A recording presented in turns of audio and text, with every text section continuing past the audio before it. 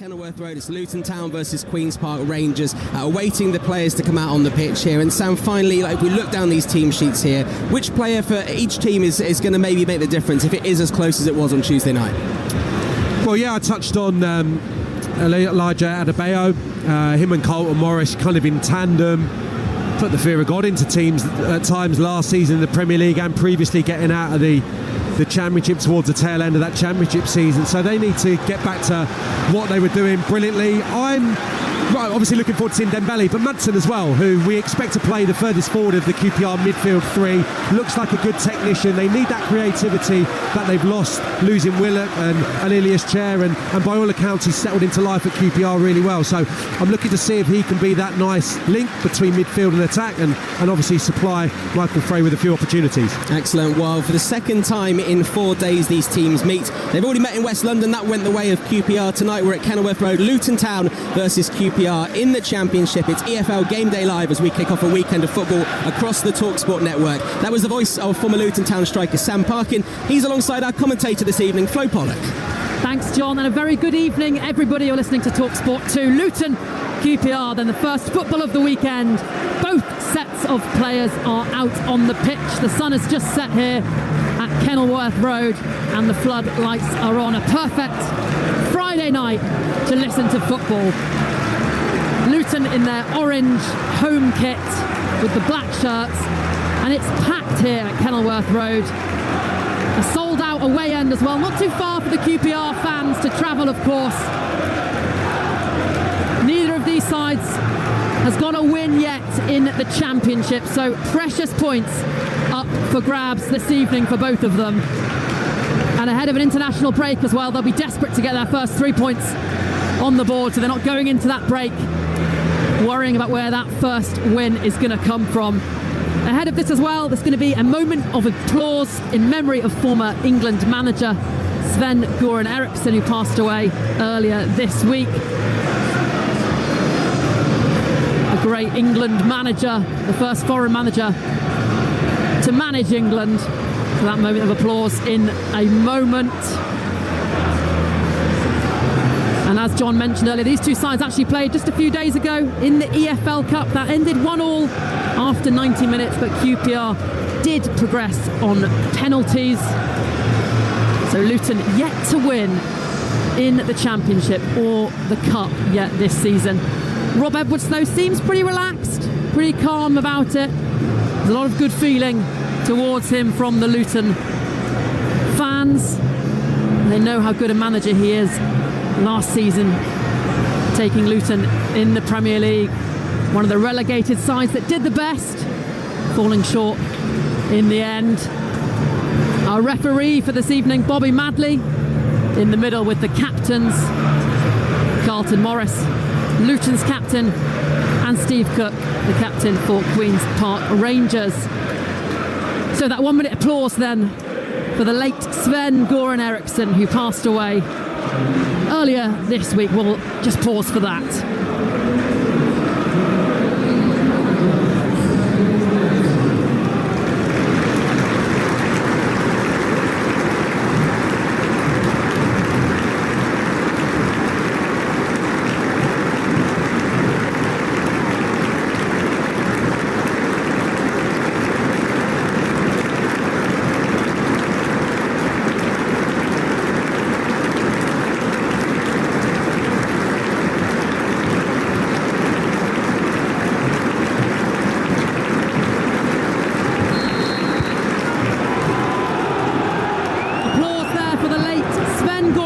Who passed away earlier this week. So we are about to get underway then. The transfer market shuts this evening, but we're here at Kenilworth Road as Luton take on QPR. These sides can't buy a win at the moment. Luton 2 losses and a draw, QPR 2 draws and a loss from the opening 3 games. Can either of them get their first league win of the campaign this evening? Kenilworth Road is buzzing in anticipation for Friday night football under the lights. It's Tahith Chong in the centre circle who will get us underway for Luton. Luton in their orange home kit. QPR opting not to wear their away kit. They're in their home kit, the blue and white striped shirts, the white shorts and the white socks. As we get underway, Kaminski hits it long, and joining me for this game is former Luton Town striker Sam Parkin. Evening, Sam. Evening, Flo. Your thoughts ahead of this one? Yeah, I mean, there's no love lost between these two sides.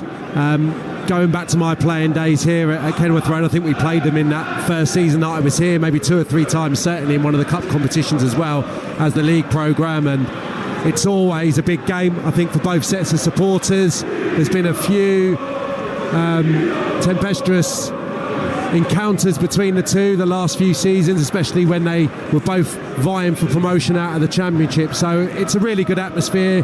The QPR allocation is full away to our right, and both sides desperately need to get up and running this season. As we touched on a few moments ago, there's an early yellow card, Flo. I'll let you take over here. Yeah, looks like an early yellow card for Jordan Clark for a pull of the shirt, and a free kick for QPR 15 yards inside the Luton half.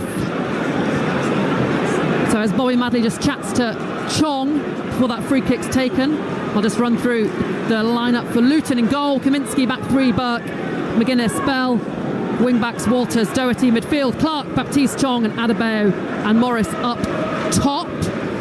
That's the Luton starting 11, but QPR have a free kick here.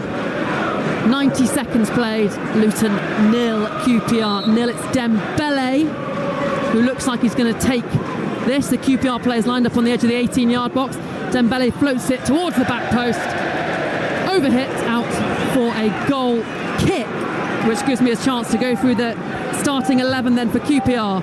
Nardi in goal, a back 4 of Powell, Clark, Salter, Cook and Dunn. That back 4 started every game for QPR so far this Championship season.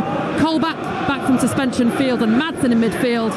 Lloyd, Frey and Dembele up top. Dembele on the ball now, and he's an exciting signing, Sam. Yeah, absolutely. Yeah, really enjoyed watching him last year at Blackpool. All left foot, low centre of gravity, goes past people with ease. He looks to be a fantastic acquisition, already created a number of chances for QPR across the first few games.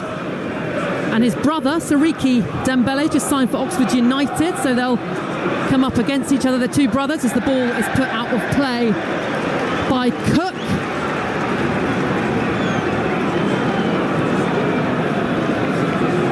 And it's a throw-in for Luton out on that far side.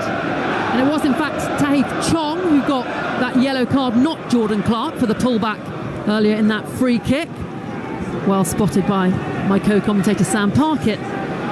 Long ball that's headed out by Powell. And Luton have a throw-in midway inside the QPR half. Rule Walters, another new acquisition. His contract ran out at Arsenal. He opted to come to Luton Town. He wants to play. He goes back to Burke. Square ball across the midfield central line to Bell. Picked up by Baptiste.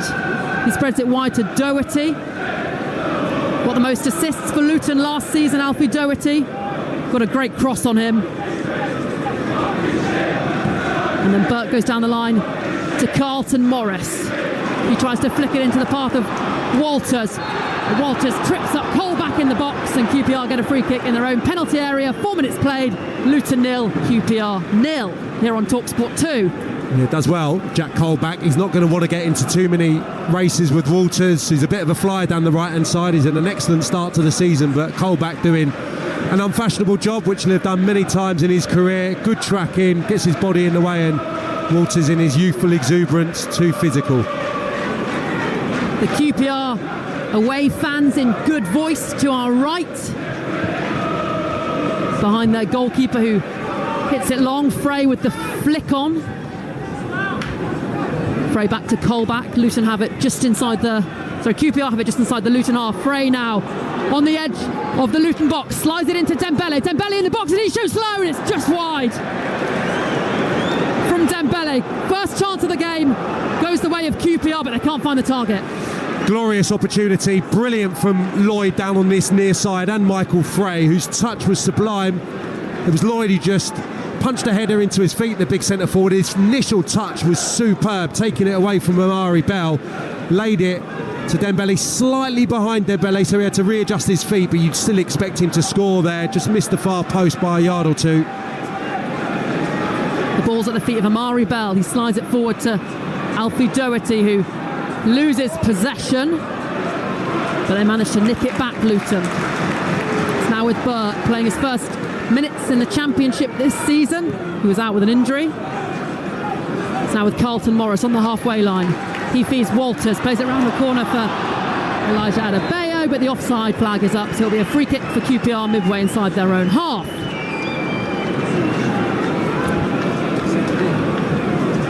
Definitely looking to play a couple more initial passes, Luton, before working it into the front players, and I don't think that was the case. Absolutely wasn't the case the last time they were in the Championship. So I think this is a bit of a new Luton Town start of this season. I think Rob Edwards, now that he's had a couple of years or so in the job, he's just looking to evolve. I think you see it sometimes when a manager grows in a position. Adebayo and Carlton Morris combine, but QPR's Jimmy Dunn clears the ball, boots it out onto the roof in the stand in front of us. It just bounces down back onto the pitch, and a Luton throw-in on the Luton left midway inside QPR's half. Neither Morris or Adebayo have got off the mark yet when it comes to goals, and Rob Edwards will be very keen for them to get their first goal. Throw-in taken by Doherty. He's then dispossessed. Now can QPR break? Colback has the ball nicked off him by Chong. Chong now to Doherty, racing down towards the byline, and then tries to feed it back into Chong. Overhit pass out for a goal kick for the visitors. 0-0 still, 7 minutes played here on Talksport 2. Yeah, Carl Morris and Teeth Chong are just lining up in behind Adebayo, but I think when the ball is built wide, there's no surprise that Carlton Morris is going to make the box and get alongside Adebayo, and that's what they were trying to work on the left-hand side there. An early crossing opportunity, unfortunately it wasn't able to be delivered into the 18-yard box, but I think with the two number 10s, Chong and Carlton Morris, that I can understand, you know, the necessity to play a little bit more. You've got those two players dropping into the pocket rather than going direct into Adebayo. Try and get it into Morris and Chong, who are both adept on the deck. Jordan Clark runs into three QPR bodies, and QPR will now try and work it out of their left back position. It's a long ball. Kaminsky retreats, and McGuinness passes back to his goalkeeper.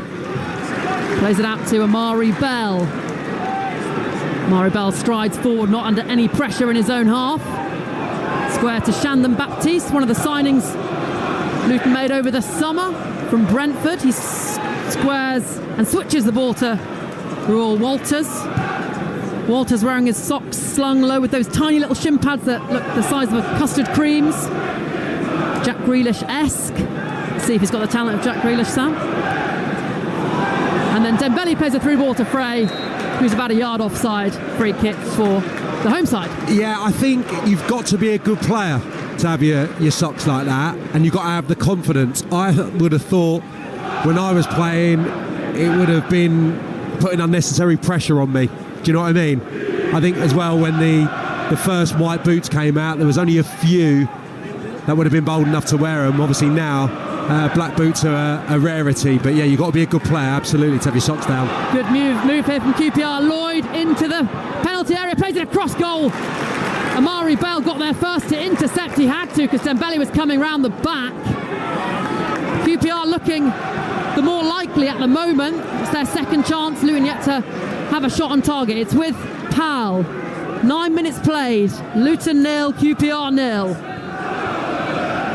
QPR working it well down this left-hand side. Clark Salter then goes back. Did you have your socks up over your knees then, Sam? I think that's the same story. I think that's additional pressure. There's only John Terry and Thierry Henry. Maybe that spring to mind in that regard. It's all the rage now, isn't it, with the youngsters? You've got to have your socks in a perfect midpoint just below your knee, otherwise you're making a massive statement. Yeah. Clark Salter with the ball at his feet for QPR in the left-back position. He just drifts in field.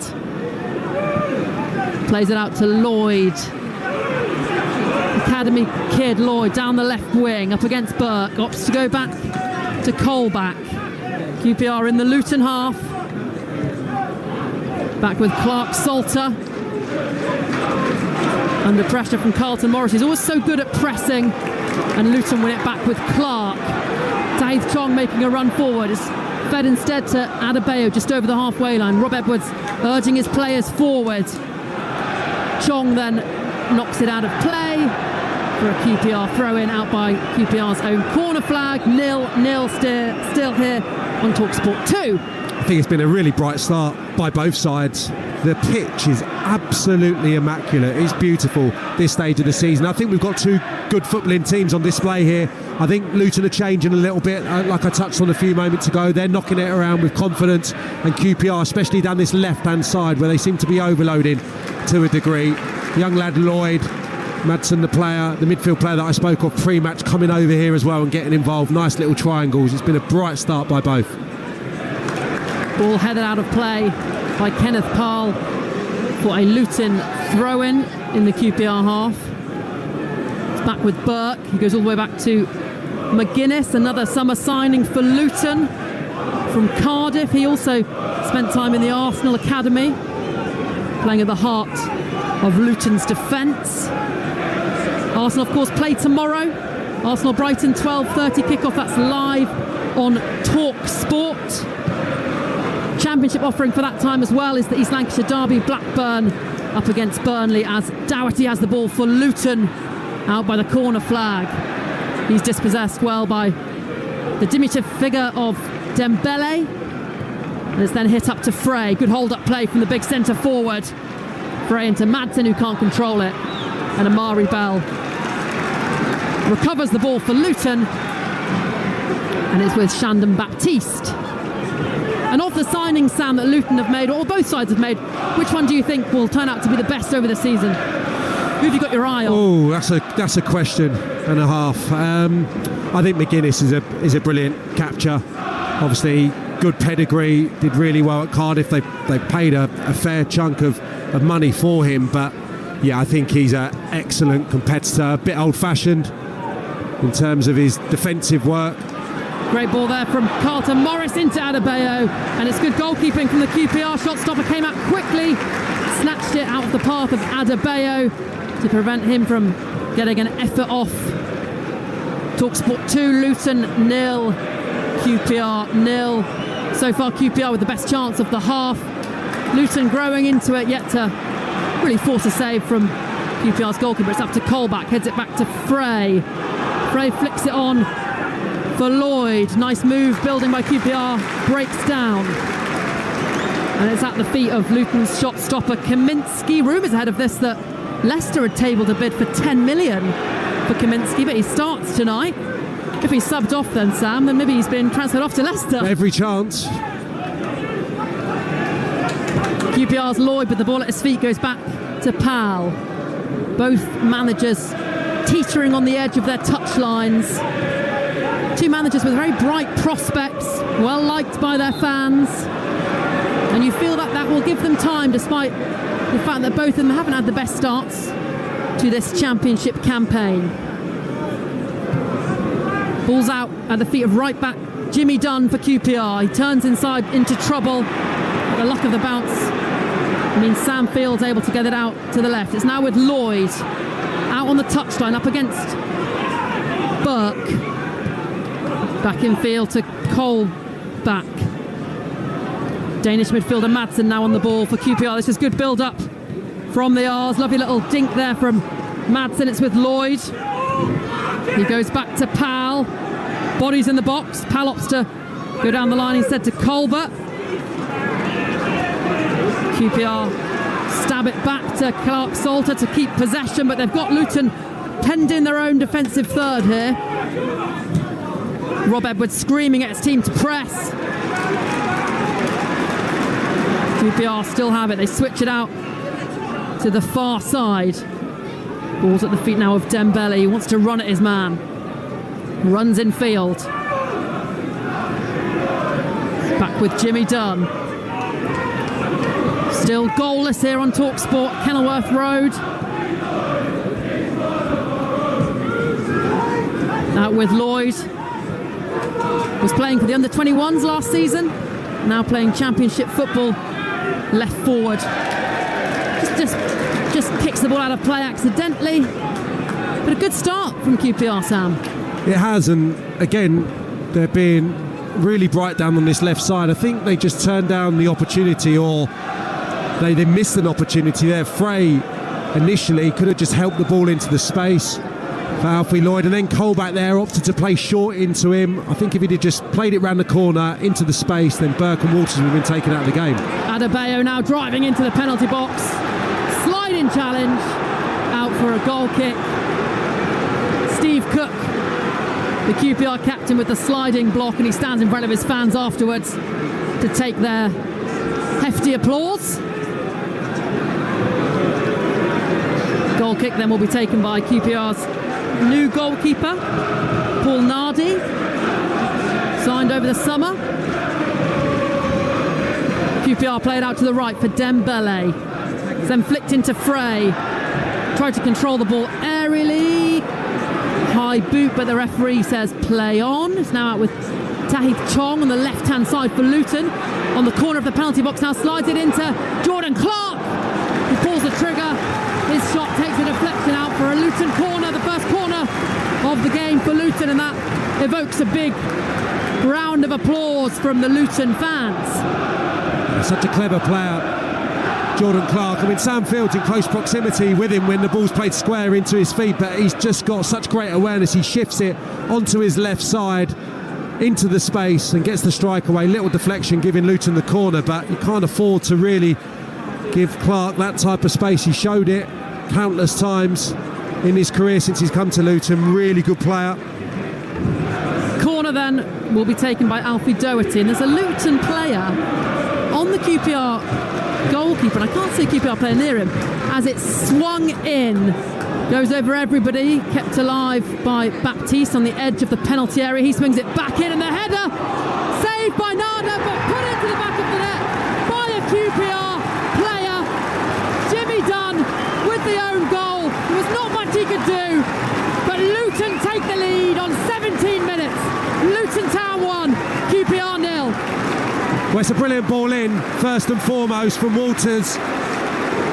Swings it in from the right-hand side, and McGuinness is just completely unopposed. I think he should score. His header's pretty central. It gives Nardi the opportunity to make the save. But as you say, Jimmy Dunn's the unfortunate QPR play. Can't sort his feet out, and it kind of ricochets off his knee, off his shins, into the corner of the net. But it's Walters, I think, with the approach play. Brilliant ball in, and it's met with a thumping header, which Nardi just about deals with, and Jimmy Dunn turns into his own net.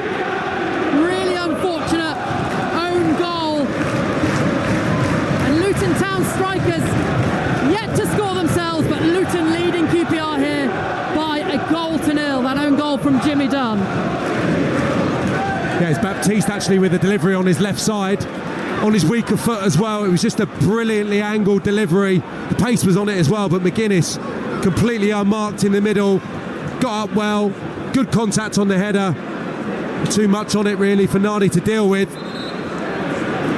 And that was really Luton Town's first chance, first meaningful chance, and they've taken it. Yeah, and there was a little bit of frustration just seeping into the crowd. The energy had dropped inside here, a few passes going astray, but that's given them all a lift after QPR, probably territory-wise and also in terms of the sharpness of their play, have been slightly the brighter of the two teams.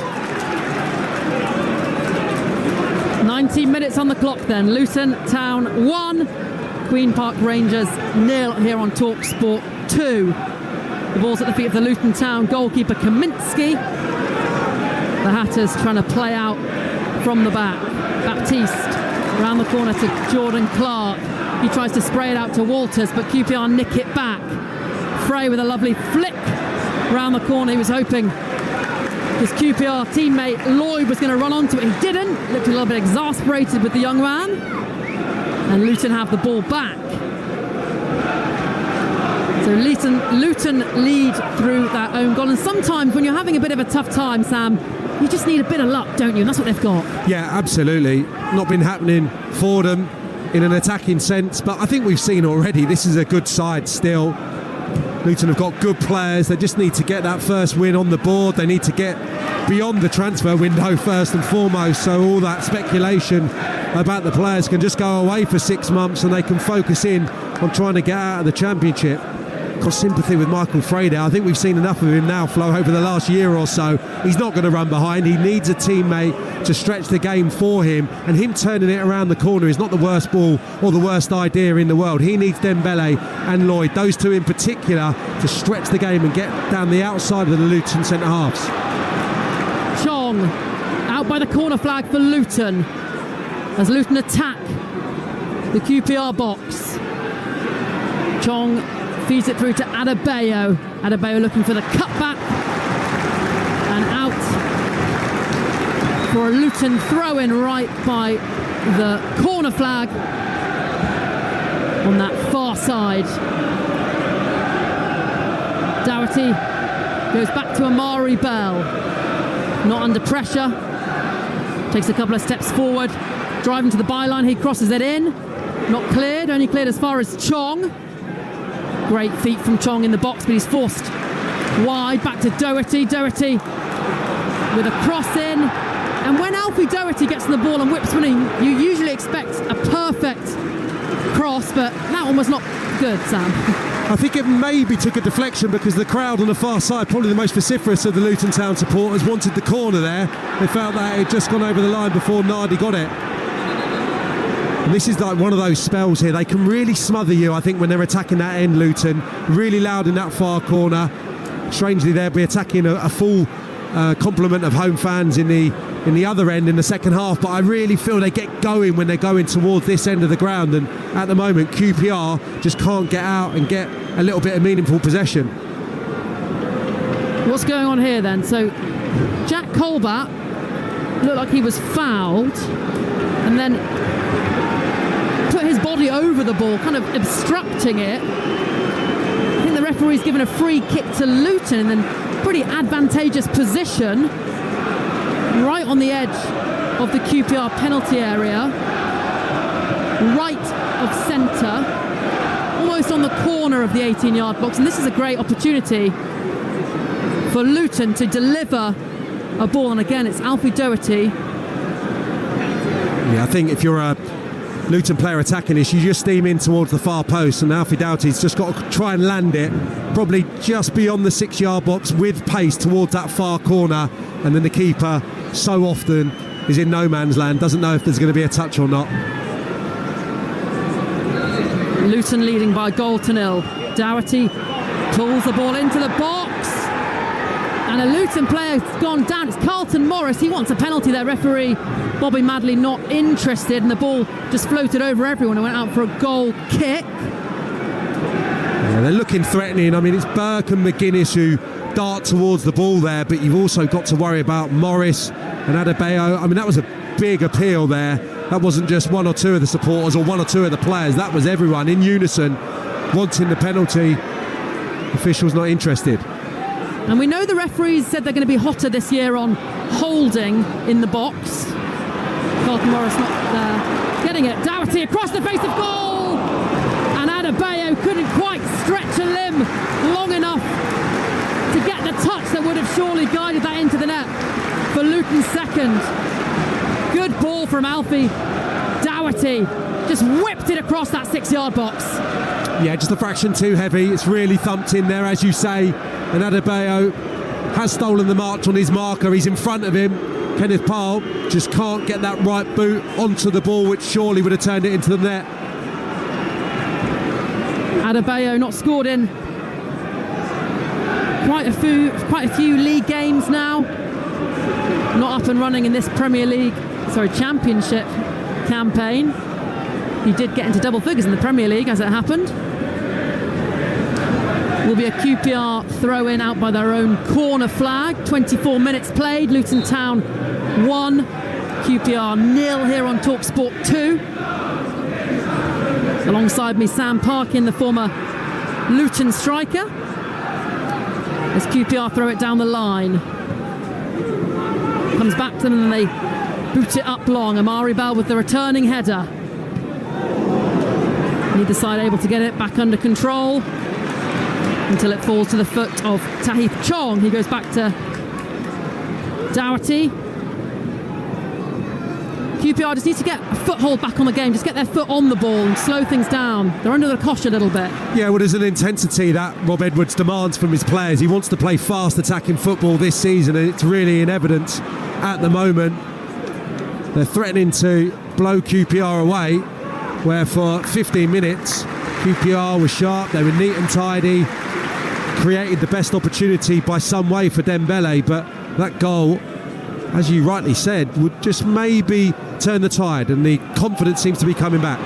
Luton give it away in the dangerous area. It's then fed in to Frey. Frey in the penalty area, trying to get space to shoot.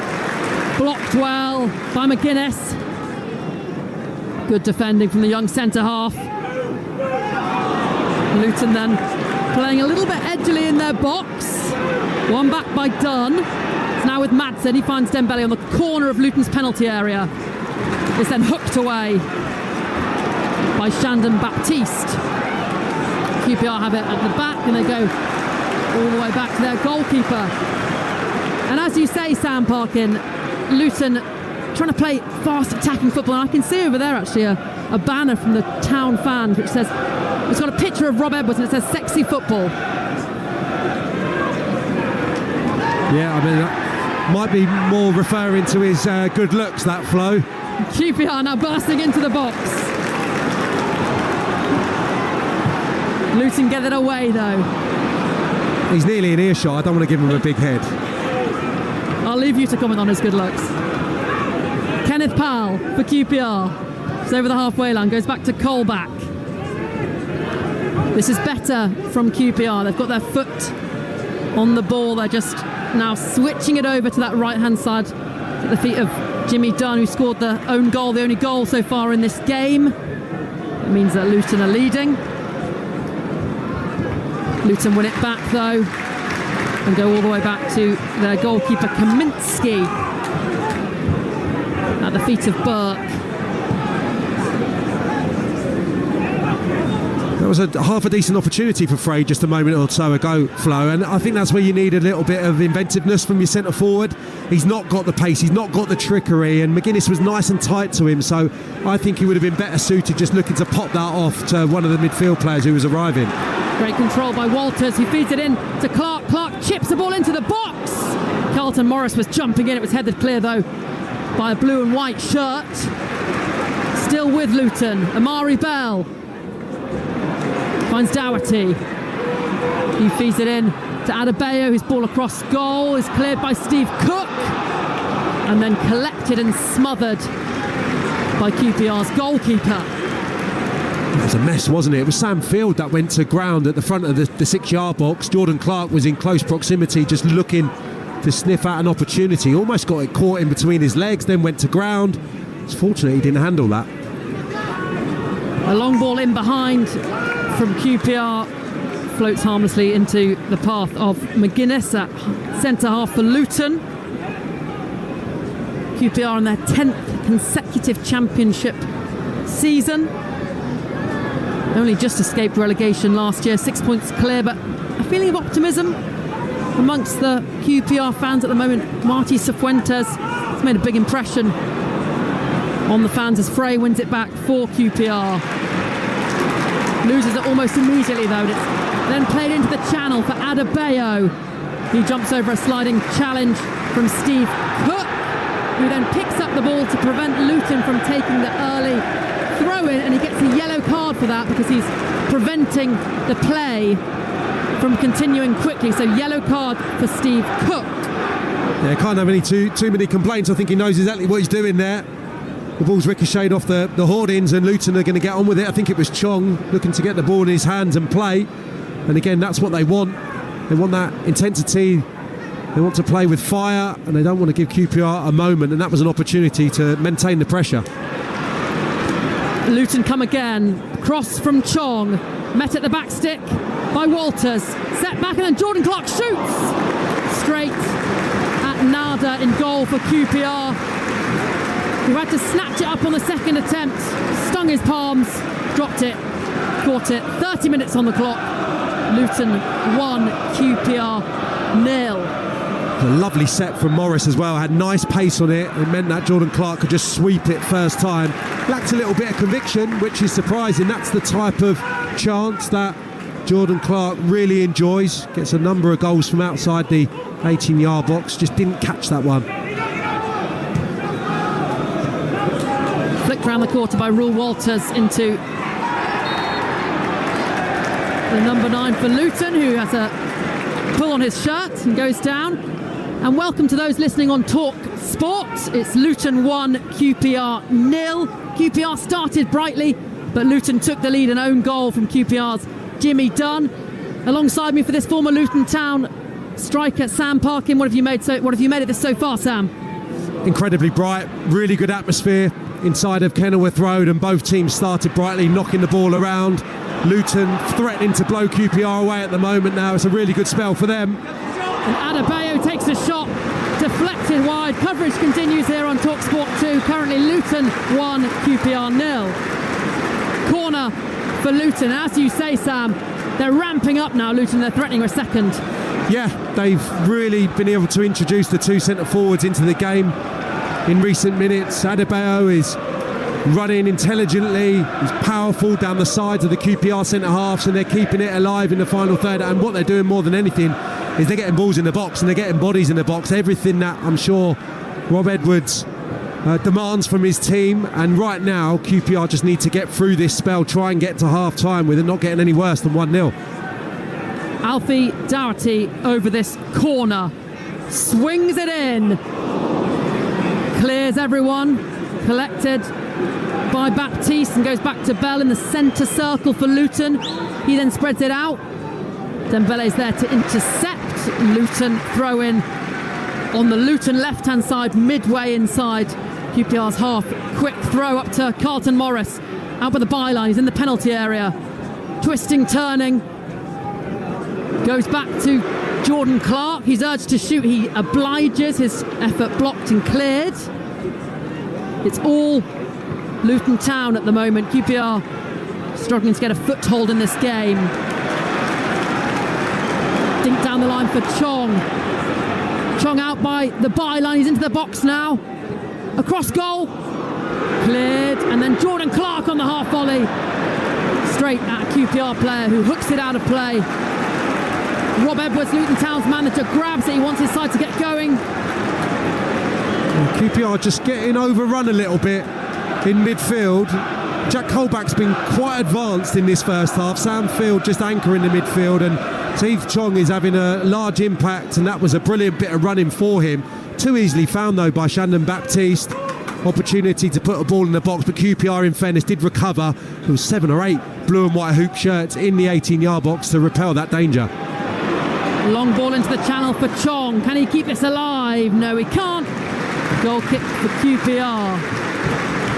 Luton Town, one of the relegated sides from the Premier League last season, raided somewhat for players in the transfer market. Another side that has been raided for players is Burnley. They play tomorrow, 12:30 against Blackburn. Live commentary on Talksport 2. The choice of listening as well at that time. Arsenal face Brighton in the Premier League. Talksport exclusive for that one. And if you've got the Talksport app, you can swipe in between both games and listen to those. Luton 1, QPR 0. QPR players down, holding his face, and the referee Bobby Madley stops play, much to the dissatisfaction of the faithful here at Kenilworth Road.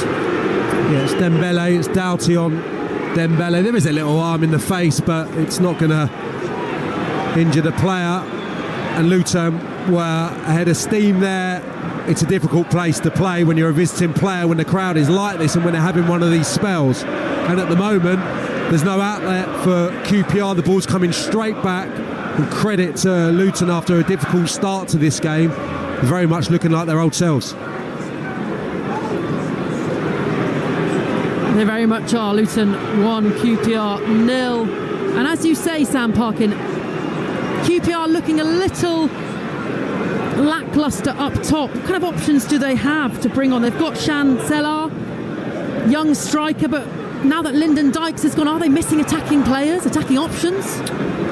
Yeah, they're probably potentially looking at maybe doing something before 11 o'clock tonight. That said, I think it's early days for Selar. I think he showed on Tuesday against Luton some better touches, some better movement, and obviously coming from the Swiss League, I believe, Slovenian striker, it may take a little bit of time, but they've obviously paid a little bit of money for him, probably anticipating him having quite a large impact. I think Frey's a decent 18-yard box player, but he's a little bit limited in other areas. There was a moment a second or so ago when Carlton Morris received the ball to feet and he wriggled and he produced a little bit of skill, and then he set it back for, I think it was Burke to come and have a shot. And I thought that was just a little bit contrasting, that Carlton Morris has just got a little bit more similar frames, similar roles for the team, but he's just got a little bit more craft.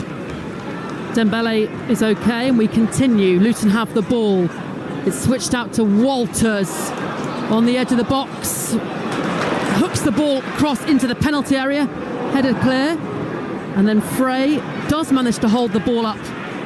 Now he's got no options though, and he flicks it out to Madsen, and it falls kindly for the Danish midfielder. He's surrounded though by yellow shirts and then hauled to the ground, wins the free kick, and QPR needed that because they were struggling to get out.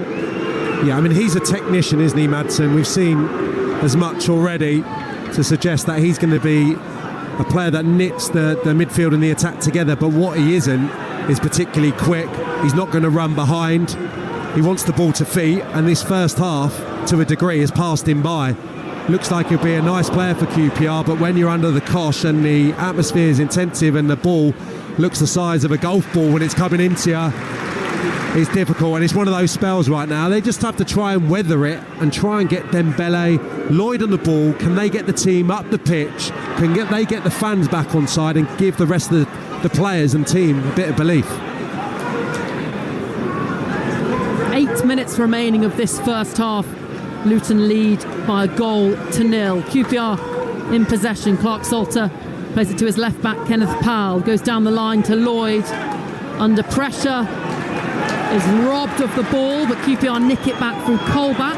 He then loses out to Baptiste. A little bit scrappy, the ball on the halfway line in front of the two managers. Neither side able to get it under control. Baptiste having his shirt pulled, but the free kick goes the way of QPR. Somewhat surprised by that. Yeah, I thought he was going to penalise Jack Colback. It felt for all intents and purposes that someone was going to come flying in there. It was a bit old-fashioned, 5 or 6 players fighting for the ball on this near side. I think he just decided enough was enough, Bobby Madley. The last time he refereed even a Luton game, it was Luton-Watford. Watford won that 4-0, and Gabby Osho was sent off. Not happy memories for Hatters fans.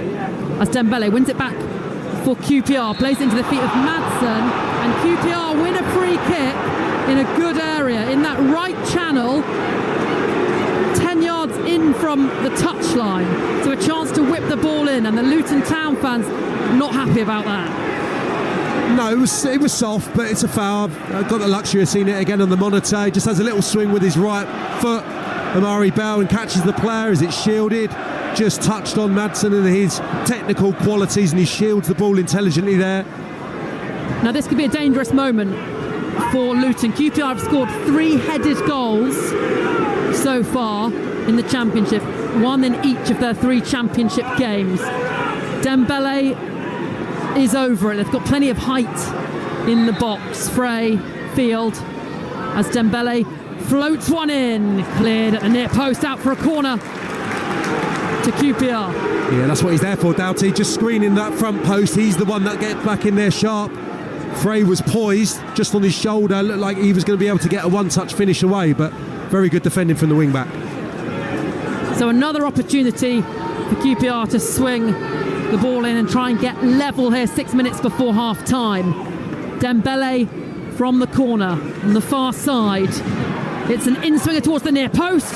This time Adebayo with the clearance, and it's another corner, and that's a move that QPR have done in a couple of their other games. The near post ball in and the flick on.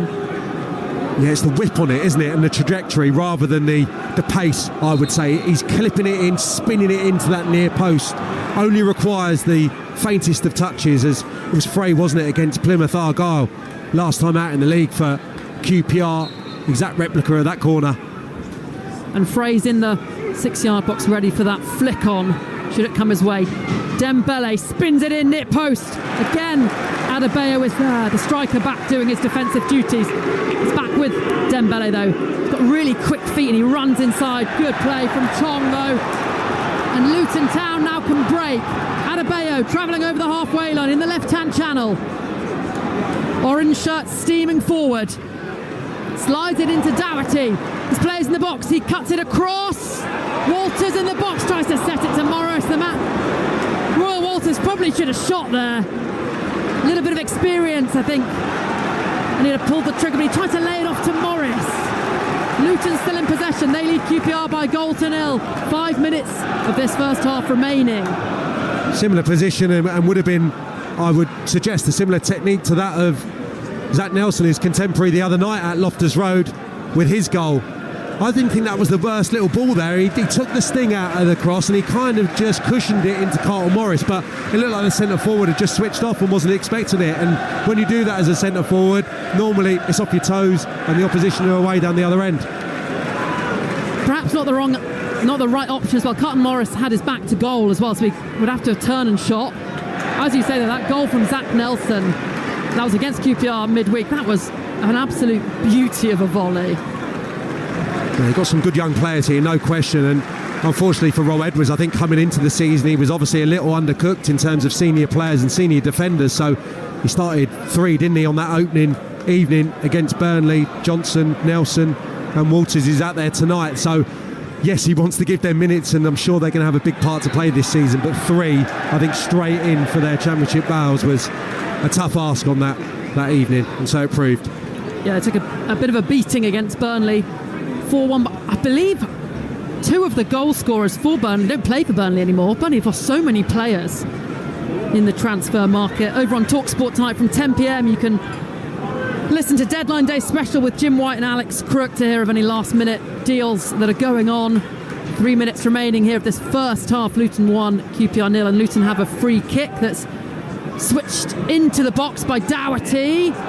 McGuinness at the back stick, can't get onto it, and QPR's Sam Field comes away with it. He's got no one to go to though, so he just hooks it downfield. Frey chasing onto it, but as you say, Sam Parkin, Frey's not the man with the speed to run him behind, is he? No, needs people around him, probably more than any other centre forward in the second tier. Absolutely needs people in close proximity. He wants to play 1 and 2 touch and then get in the box. And in the early part of this game, his link-up was pretty impressive actually. A couple of lovely velvety touches down on this near side that really made him look the part, and players were joining in at that stage. It's just subsided somewhat. Ball's out on the left-hand side with Luton's Amari Bell. And as a former striker yourself, Sam Parkin, what do the other attackers need to do? Do they need to get closer to him? Yeah, the quality needs to be better into Frey. You can't get into a habit of just punting the ball in his direction because you're under pressure. That's when you need your players to be at the most composed. But again, I think the wide players, the flair players, if you can't work it through the pitch, the flair players need to get the ball and they need to be positive and they need to drive. Dembele did it a few moments ago and I didn't mind that. He got dispossessed on the edge of the box, but what he did do was turn around and run back 70, 80 yards. Not everything's going to come off in the final third, but they need to be positive and proactive and try and alleviate the pressure on the team, but on the centre forward as well, and help him. It's with Frey now and he pulls the trigger. Goes wide, takes a nick off a Luton player though, corner. So another chance for them to whip the ball in, but that was good work there from Frey. That was terrific, and there you go, 2 touch, back to goal, little cushion touch to the side, swiveled, got his strike away. He's not going to want to be over elaborate, he's not going to want to take too many touches. That was really instinctive, good play. Into the final minute of the first half, Luton leading by that Jimmy Dunn own goal, but QPR with a corner here, and they've looked good from set-piece situations such as this. Dembele with the in-swinger. Again, Adebayo's there. Only so far as Colback, who volleys into the backside of Amari Bell, then the shot comes in off a Luton player, out for another corner. not Amari Bell, Adebayo, really good defending again. Yeah, I think that's a big positive. Him and Carlton Morris, when they come back defensively, they do a really sterling job for Luton Town, especially Adebayo in the front post area. That was another good chance for Lloyd. I think he took quite a secure first touch with loads of bodies around him and just couldn't steer his side-footed right-footed effort towards the corner of the net. Another corner for QPR. 2 minutes of injury time at the end of this first half. Madsen this time near post. Doherty heads it away. Dembele goes back to Pal in the centre circle. The QPR players are still forward. Spreads it to Jimmy Dunn. He's done well there, Dunn. Tries to flick it over Carlton Morris, but gets bogged down with two orange shirts around him and concedes the throw-in. Luton have a throw-in out by their own corner flag. A bit of defending for Luton Town at the end of this first half, but they've done a good job.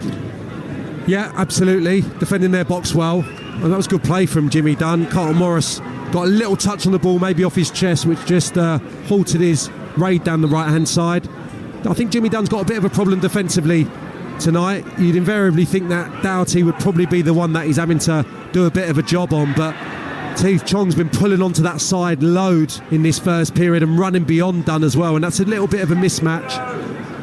You'd expect maybe one of the holding midfield players to help out in that regard, but with just Sam Field in that vicinity, he's got a job on his hands at the moment. Luton Town boot the ball out for a QPR goal kick. And you feel that the Rob Edwards side keen to get to the half-time break now. They're a goal up here on Talksport 2. Championship football on a Friday night. QPR's goalkeeper, Paul Narder. There's all the QPR players drift to the right-hand side. And he goes long into that clog of players. Frey will try and challenge for it, but there is the half-time whistle from Bobby Madley. So QPR started brightly, Dembele with a chance after 5 minutes, but the home side grew into the game and took the lead from a corner. The ball going in off Jimmy Dunn, QPR's defender. After that, Luton pressured to get a second. Adebayo with a near miss as he ran into the box. The ball was crossed, couldn't quite latch onto it. But at half-time, it is Luton Town 1, QPR 0, and former Luton Town striker Sam Parkin. QPR with work to do in the second half. Yeah, it's been a really good game. I think the atmosphere's been terrific inside of here. We got an electric start from both sides. Really aggressive approach. The ball was zipping around, but in truth, QPR played really well for 5 minutes at the start of the half and 10 minutes at the end of the half. In between, for half an hour, Luton really compressed the game, were aggressive, and QPR just couldn't live with them. So very much the Luton Town of the Championship 2 years ago, and Rob Edwards will be thrilled, I think, that they've responded to the negativity of the early weeks of the season with a fine first half performance. Yeah, thanks to Flo Pollock. And Sam, when you look at getting a booking after 90 seconds, and it was the booking for Chong there, I was thinking, okay, Luton Town have really started badly here. And it's crazy to see that as soon as they got the goal, obviously a little bit of a scrappy goal, a little bit of luck there with the own goal, they really came to life, and it felt like they were instantly more confident. Yeah, it's funny, isn't it? Probably got that positive reaction from the crowd as well. I mentioned it during the commentary. A few passes were going astray, and there was a few moan and groans around here, which is surprising, but is basically a product of the lack of victories the start of this season and the back end of last.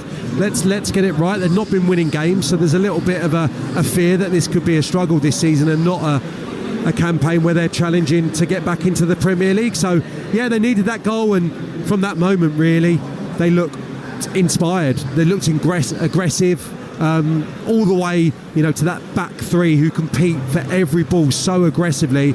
And QPR, it was a little bit catching, wasn't it, in terms of their forward players, unable to get hold of the ball, unable to alleviate pressure. The crowd responded to that, and I thought for half an hour Luton were back to their best. Yeah, early on QPR did get behind Luton a couple of times, and whether that was nerves early on or whatever. When they come out for the second half, they know they can do that. They're going to want to try and do that some more. Do you find it interesting that both teams have sort of kind of chosen their respective left wings as their sort of best place to attack here? Because it does seem like it's been one side or the other depending on which side is attacking. Yeah, Walters started the game quite well on the right-hand side for Luton, but his threat has dwindled as the half wore on, and yeah, absolutely the left-hand side. I think Chong's enjoyed going over to that flank and joining in with Doughty. Adebayo naturally curves his runs to that flank, and they started to get more deliveries in from that side. And yeah, absolutely QPR early part of the game, they were playing some nice football, some nice intricate triangles down on the left, wanting more from Dembele. He looks electric, he looks lively when he's on the ball. He's just probably not had it enough for Marti Cifuentes' liking in that first period, but it's not all lost for QPR. You know that they'll get a spell, they'll improve in the second half, I would suggest, and it's very difficult, I think, as well. We saw this in the Premier League, for Luton to play with that intensity through 90 minutes. There was quite a few late goals and late heartache for Luton Town here last season in the top flight, and I think there invariably comes a period of the game where they'll come under pressure.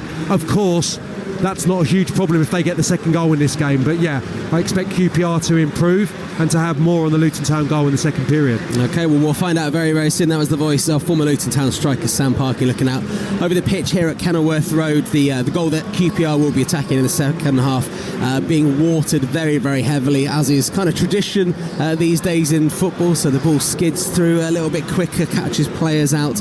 We'll be back with second half commentary then, and we'll look over some of the transfers that have happened during that first half, including potential movement on that Jay Stansfield transfer, with Birmingham making a £10 million offer from League One for the Fulham striker. You're listening to EFL Game Day Live here on Talksport 2, where it's Luton Town 1, QPR 0 at half-time. Talksport 2 is your dynamic destination for all the latest sporting action, featuring live commentary of all the biggest events, including football, PGA golf, horse racing, Premiership rugby, cricket, boxing, and all the big-hitting drama of the NFL. Touchdown! Plus, Talksport 2's official betting partner, William Hill, is always on hand with the insight and in-depth analysis you need. Talksport 2 with official betting partner, William Hill. Get epic value all season with William Hill. 18 plus, begambleaware.org. Slow Horses returns on Apple TV+. The bump went off in London. You're about to find out that it's all just starting. With Emmy nominees Gary Oldman. What are we walking into? Jack Loudon. I'm going to fix this. And Jonathan Pryce. He created an assassination squad. Get ready to strike. Our threat levels are critical. Just like old times, eh? Don't miss the new season of Slow Horses, streaming 4th of September, exclusively on Apple TV+. Subscription required. All the big names are here. Ooh, who's that? I think she was in the movie about that really big shark. No, not her. The florist. She's automating invoices on the go so she can spend more time on that flower wall. QuickBooks can save you up to 8 hours a week, so you can bring your vision to life. That's how you business differently. Intuit QuickBooks. With the Suns holds from £9.50, it's your last chance this year to get Dos Mojito, por favor. And large cone, please, mate. And woohoo! Choose from over 150 parks across the UK and Europe. Start collecting for your holes from £9.50 this Saturday, only in the Sun. Price based on a minimum of 4 people sharing. T's and C's apply. Talksport 2, official broadcast partner of the EFL. Game day. Score some Saturday football. What a hit! Tomorrow, exclusive full match commentary of Everton versus Bournemouth. Coverage from 2:30, kick-off 3 p.m. On Talksport 2. The PGA Tour Championship, tonight from 10 on Talksport 2. As the world's golfing elite go head-to-head at East Lake Golf Club, hear full swing, by-pitch, by-putt commentary of all the action direct from Atlanta, Georgia. The PGA Tour Championship, tonight from 10 on Talksport 2. Got an unquenchable thirst for sport? Get up to speed with the day's biggest sports stories with the Talksport Hit. Crammed full of the latest team news, big match previews, and discussing the day's hottest topics. An improvement week in, week out. Plus, get all the latest results and full fan reaction to the biggest events in world sport. It's a wonderful goal! Satisfy your thirst for sports news with the Talksport Hit. Subscribe now on Acast, Apple Podcast, Spotify, or wherever you get your podcasts. Hard-hitting football coverage. He hits it first time, what a volley, what a goal! Pushing the apex of live football. And it's in! EFL Live on Talksport 2. The transfer market shuts this evening, but we're here at Kenilworth Road as Luton take on QPR. These sides can't buy a win at the moment. Gray now on the edge of the Luton box, slides it into Dembele. Dembele in the box and he shoots low and it's just wide from Dembele. First chance of the game goes the way of QPR, but they can't find the target. Glorious opportunity. Goes over everybody, kept alive by Baptiste on the edge of the penalty area. He swings it back in and the header saved by Nada, but put into the back of the net. Jimmy Dunn with the own goal. There was not much he could do, but Luton take the lead on 17 minutes. Doherty across the face of goal, and Adebayo couldn't quite stretch a limb long enough to get the touch that would have surely guided that into the net. Luton Town 1, QPR 0. Well, half-time here at Kenilworth Road, Luton Town 1, QPR 0. Second half commentary coming up very, very soon. But this weekend, Premier League football is back on the Talksport network, and we bring you two cracking games ahead of the upcoming international break. Football is amazing!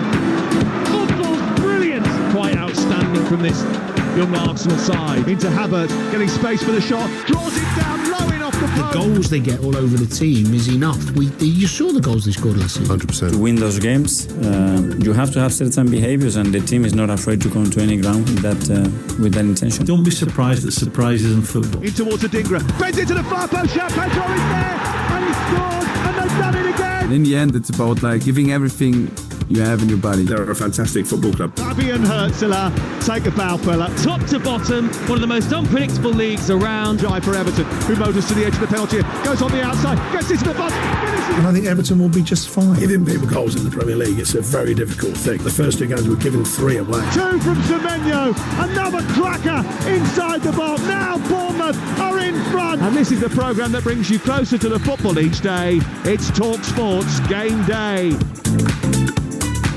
Well, tomorrow morning might be all about trying to get 2 tickets for you and your mate to go and watch two brothers that hate each other next year. But the afternoon is all about a ticket to exclusive football across the Talksport network. Arsenal versus Brighton, our Premier League commentary at 12:30. Faker Others with Sam Matterface and former England captain Stuart Pearce for that one before our Premier League game here on Talksport 2. It's Everton versus Bournemouth. That one is not on the telly. You can only listen to it here on Talksport 2. 3 p.m. kickoff.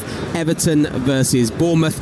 And it's been a fantastic start to the season for Watford. They play in our Sunday 3 p.m. kickoff away at Sheffield United. They sit second to Watford in the Championship. 3 wins from 3 as they prepare to take on Sheffield United at Bramall Lane. A game obviously here on Talksport 2, and it's exclusive as always. Ahead of the match, Talksport's Ian Abrahams caught up with their midfielder Moussa Sissoko to discuss the Hornets' sharp start to their campaign. We've been working hard since the pre-season. Even I came late, but the team been working very hard, and there was a lot of talking during the pre-season game because we were not maybe winning games or conceding some goals. But pre-season is always like that, and pre-season never reflect the league game. To adjust things, trying to do some things, and of course you will take more risk because you are pre-season. You have to run more as well to get your physical back, and when the league starts it's totally different. So I think we show that we are a team. We are happy to play together. We understand the way how we want to play. Everyone seems happy, and we are working as a team. So when you do that, you have more chance to win games, and it's more easier. So. And especially if you carry on the good form and the win, is even more easy. So now let's keep going that momentum. So now we know against Sheffield is going to be another tough opponent. But we believe in ourselves. So we will go there with no fear, with belief, with confidence, and with the mentality to win that game. What would be success for Watford this season? Because I've known this club for a long time, 40 odd years, and I've seen them come from right near the bottom of the Football League to being in the Premier League and being in the Premier League for season after season. Is achievement playoffs, promotion or just maybe being more consistent and putting more smiles on faces than in the last few years? What we are trying to do is to keep that form, trying to give some joy to the fans when we are playing games, try to enjoy when we are on the pitch.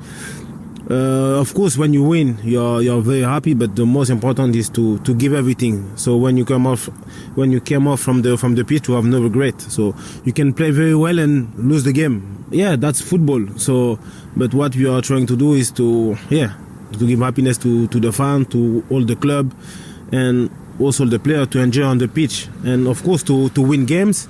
And like I said, later on during the season, we will see where we are. And from that, we will have more clear focus on where we have to go. Watford's Musa Sissoko there, speaking with Talksport's Ian Abrahams ahead of their game on Sunday away at Sheffield United, live and exclusive here on Talksport 2. That one is a 3 p.m. kickoff. Some transfer news involving Sheffield United during that first half. Celtic have signed their defender Austin Trusty. Also, loads of deals going on, and we're going to hear the culmination of this transfer window, as we always do, with Jim White over on Talksport straight after this game. Raheem Sterling hopeful about joining Arsenal is the headline there, and our producer Izzy here very excited to hear that Ipswich Town are working on a deal to sign Reece Nelson from Arsenal as well. So Ipswich, one of the teams working right down until the wire. Jim White's live on Talksport from 10 p.m. Also Todd Cantwell, another deal that I mentioned with Sam Parkin earlier on. Todd Cantwell signing for Blackburn pre-game. Not sure he'll be in the lineup, but probably not done early enough for him to feature in our Lancashire derby tomorrow. That's 12:30, Burnley versus Blackburn in the Championship on Talksport 2. The players coming out for the second half here at Kenilworth Road. The half-time score: Luton Town 1, Queen's Park Rangers 0. Former Luton striker Sam Parkin alongside me here. Is much going to change at the start of this second half? Is it going to be one of those ones where both sides see where they pick up and changes will be made a little bit further into the half? I would imagine so. Yeah, both managers will probably want to have a look at how they settle down at the start of this second period. QPR need to have a bit more meaningful possession. The wide players need to start impacting the game. The centre of the pitch has been a little bit of a concern for me, and a little bit peculiar in that Colback has been really high, almost up there with the number 10 Madsen, and Fields being a lone kind of anchor in the midfield. And I think Luton have just overpowered QPR there. And I spoke about Chong. Me and Flo just had a little look at half time. Chong's been the furthest forward Luton player on that left hand side, so further forward than Carlton Morris or Adebayo. I think they've targeted Jimmy Dunn, who's done really well as a right back since he's gone there for QPR. Made a change, Luton, so I'll shut up. But yeah, I think Chong in that first half as well have been a constant menace as well down their left. Excellent stuff. Well, the players out there, Jack Colback almost ready to kick off. It's Luton Town 1, QPR 0. Second half commentary from former Luton striker Sam Parkin alongside Flo Pollock. Thanks, John. Players are out then for the second half, and Luton Town have made a change. Reece Burke came off at half time, replaced by Ted Mengi, who there's been a lot of speculation about him leaving, going to Torino, so he's on the pitch now. So whether that means that he's staying, who knows. But Luton are coming forward straight away. Walters feeds it into Baptiste, who tries to cut it across in the box. He's forced wide, and it's back with Amari Bell. He whips the ball in and headed out by Field. So the full 11s then, Luton making that one change. Kaminski in goal, Mengi, McGuinness and Bell, the three centre-halves, Walters and Doherty, the wing-backs, Clark, Baptiste and Chong, the midfielders, Adebayo and Morris up top as QPR come forward down the left-hand side. And Mengi on Sam Parkin, does that mean he's staying? Quite possibly. It'd be difficult probably to get a deal done tonight, although I'm sure they're close to the old fax machine, aren't they, the Luton hierarchy over there, if they're still in use. But yeah, I think there's two things here. I think he's been struggling with a groin injury, I believe. That's why he was left out on Tuesday. So you have to think that could be playing a part. And also Reece Burke has missed a lot of football, and they're just drip feeding the minutes into him the last few weeks. So it's quite understandable if Rob Edwards just felt longer than 45 may be a stretch for Burke and Mengi to a degree. So yeah, it certainly doesn't weaken them, does it? No, it certainly doesn't. So a minute into this second half, Luton leading QPR by 1-0. That goal, an own goal from Jimmy Dunn on 18 minutes. Let me go through the 11 then for QPR. They didn't make any changes at the break. So in goal is Nardi, a back four of Powell, Clark, Salter, Cook and Dunn. Colback, Field and Madsen in the midfield. Frey up top, the target man. Dembele and Lloyd either side of him. As Carlton Morris receives a long ball, he is shoved to the ground, but no free kick, and QPR carry on. QPR with Colback, he goes back to his goalkeeper. Finds Cook. That's a nice straight ball up to Madsen. Tries to find Dembele, he's found him well. Dembele gets a pull of the shirt, wins the free kick. And that will be a yellow card for Luton's centre-half / fullback, Alfie Doughty.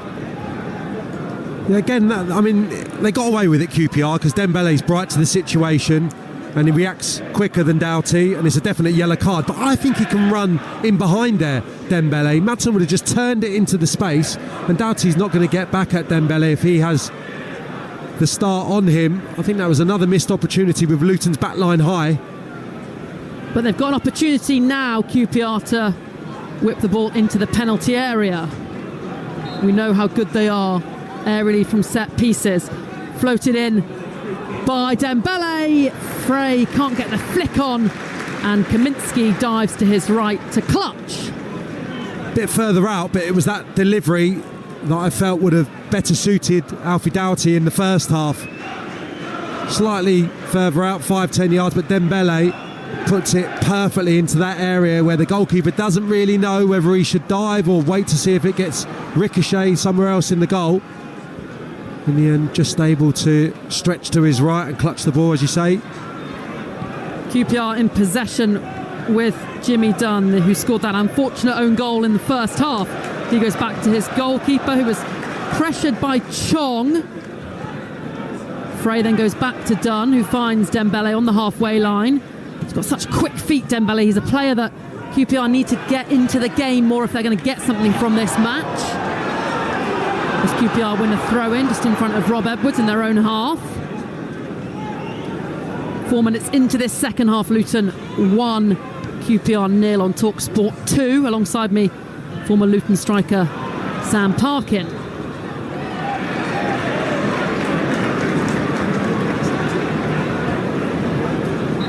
Luton concede the free kick. No, in fact, it's been given the way of Luton, just on the halfway line. Teden Mengi is over this. And it's now back with McGuinness. He looks bright, the young centre-half. In the middle of that back three for Luton. Amari Bell in the left-back position goes up to Adebayo, tries to cushion it into the path of Chong. Picked up by Doughty, who spreads it wide to Mengi. Walters with chalk on his boots out on that right-hand side. He wants to run at Dembele. Instead feeds Morris. Morris tries the return pass. He's tripped, wants the free kick. Boos from the home crowd, not given. QPR try and break, but good defending from Jordan Clark and Teden Mengi. One back by Field into Madsen for QPR. They've got the ball just inside their own half on the left-hand side. Game a bit scrappy in this opening 5 minutes of the second half. As Carlton Morris goes down under a bit of a tug, and that's a yellow card given out to Sam Field for that. A little bit harsh, Sam Parkin? Yeah, I think it was a foul. Carlton Morris needed that touch to be assured and do a little bit better. He'd given the previous couple away that had come into his feet, and that was really positive from him. Don't see that too often, him driving towards opponents, shifted it to the side, and yeah, there was a collision, but QPR had enough players back to suggest that wasn't going to be a good opportunity for Luton, but yellow card nonetheless. This is an opportunity for Luton, though, to get what would be their second. Alfie Doughty with the free kick. Orange shirts lined up just 10 yards up from the penalty box. And he chips one towards the back stick. Carlton Morris heads it across goal. Doesn't find an orange shirt. And then it's volleyed by Baptiste off a QPR player out for a Luton corner. Great cushion header from Morris, but no teammate there met it. Yeah, all he could do really. And it lands in a prime spot really from Carlton Morris. A lot of QPR players back there, and Baptiste just can't control it really on the far post, albeit it takes a deflection, taking it behind. He hit 20 in the Championship the season before, Carlton Morris, for Luton, yet to get off the mark this Championship season. Corner for Luton. All the players in the 6-yard box. It's swung into that area. Punch from the QPR goalkeeper, and then Dembele with the headed clearance. Chong trying to keep it alive, and Adebayo can't slide and keep the ball in play. Luton 1, QPR 0. Jimmy Dunn, who scored that own goal in the first half, he's got a throw in. Goes back to captain Steve Cook. Player that I believe you played with, Sam Parkin. Steve Cook? Against. Yeah. No, I never played with him, but yeah, great competitor. So he had that phenomenal period early on in his career at Bournemouth. I think he's been a brilliant signing actually for QPR. I think before that he was a brilliant signing at Nottingham Forest as well. Terrific defender. I think more than anything a brilliant character though, Flo. You know, especially in a Championship dressing room when he went to Forest and they were trying to go up and achieve something. Brilliant to have in there. His experience, his leadership qualities, and I think that's been incredibly evident since he's come to QPR. It was a dressing room that he walked into that had a dearth, I think, of strong characters and good leaders. He is absolutely that. He's had a really good time at Rangers. And a bit of a changing of the guard really at QPR. When I think of QPR over the past couple of years, I always think of Chris Willock, Lyndon Dykes, Ilias Chair. 2 of those have left. Ilias Chair's out injured. But Luton are coming forward here. It's Adebayo with the ball at his feet, shoots! Hits the body of the QPR goalkeeper. He then bowls it out. And QPR get away with that. Adebayo with the goal at his mercy can only hit it at the goalkeeper. Well, it's a wonderful save because what Nardi does, he comes down and he closes down that space and makes himself enormous. Adebayo's not going to get a better chance than that this evening. I will take the opportunity to highlight a pass from Shandon Baptiste on his left foot. It is beautiful, and he's been very good tonight, and we probably haven't mentioned him that often. He's just gone about his work. Probably as the deepest line midfielder, he has been excellent. That was a beautiful pass. Into Dougherty on the edge of the box for Luton. His pass intercepted as he tried to square it. He's chasing down the goalkeeper now, and Nada manages to clear it just in time. Luton looking lively. They lead by a goal to 0, and that's got the crowd up here. The QPR fans all silent on that far side behind Kaminsky's goal. But they're going to make a change, QPR, and they need to, Flo, because this game is getting away from them. It feels like another goal's coming, and it's not for the away side. Luton throw in. Walters goes back to Clark. They're in the QPR half. He goes back to McGuinness. QPR under the cosh. Shandon Baptiste made over 50 appearances in the Premier League for Brentford. He's been a good signing so far for Luton. Flicks it out to Walters, who is in an offside position according to the assistant referee. Free kick for QPR on the edge of their box, and it looks like QPR will make a change in a moment too. Paul Smith looks like he's about to come on.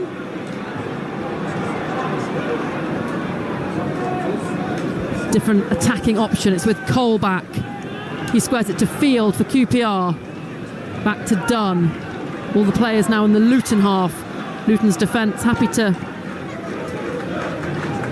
sit deep, allow the QPR players to have the ball. It's with Dembele. Cuts inside. His pass was not a good one, and Amari Bell cuts it out.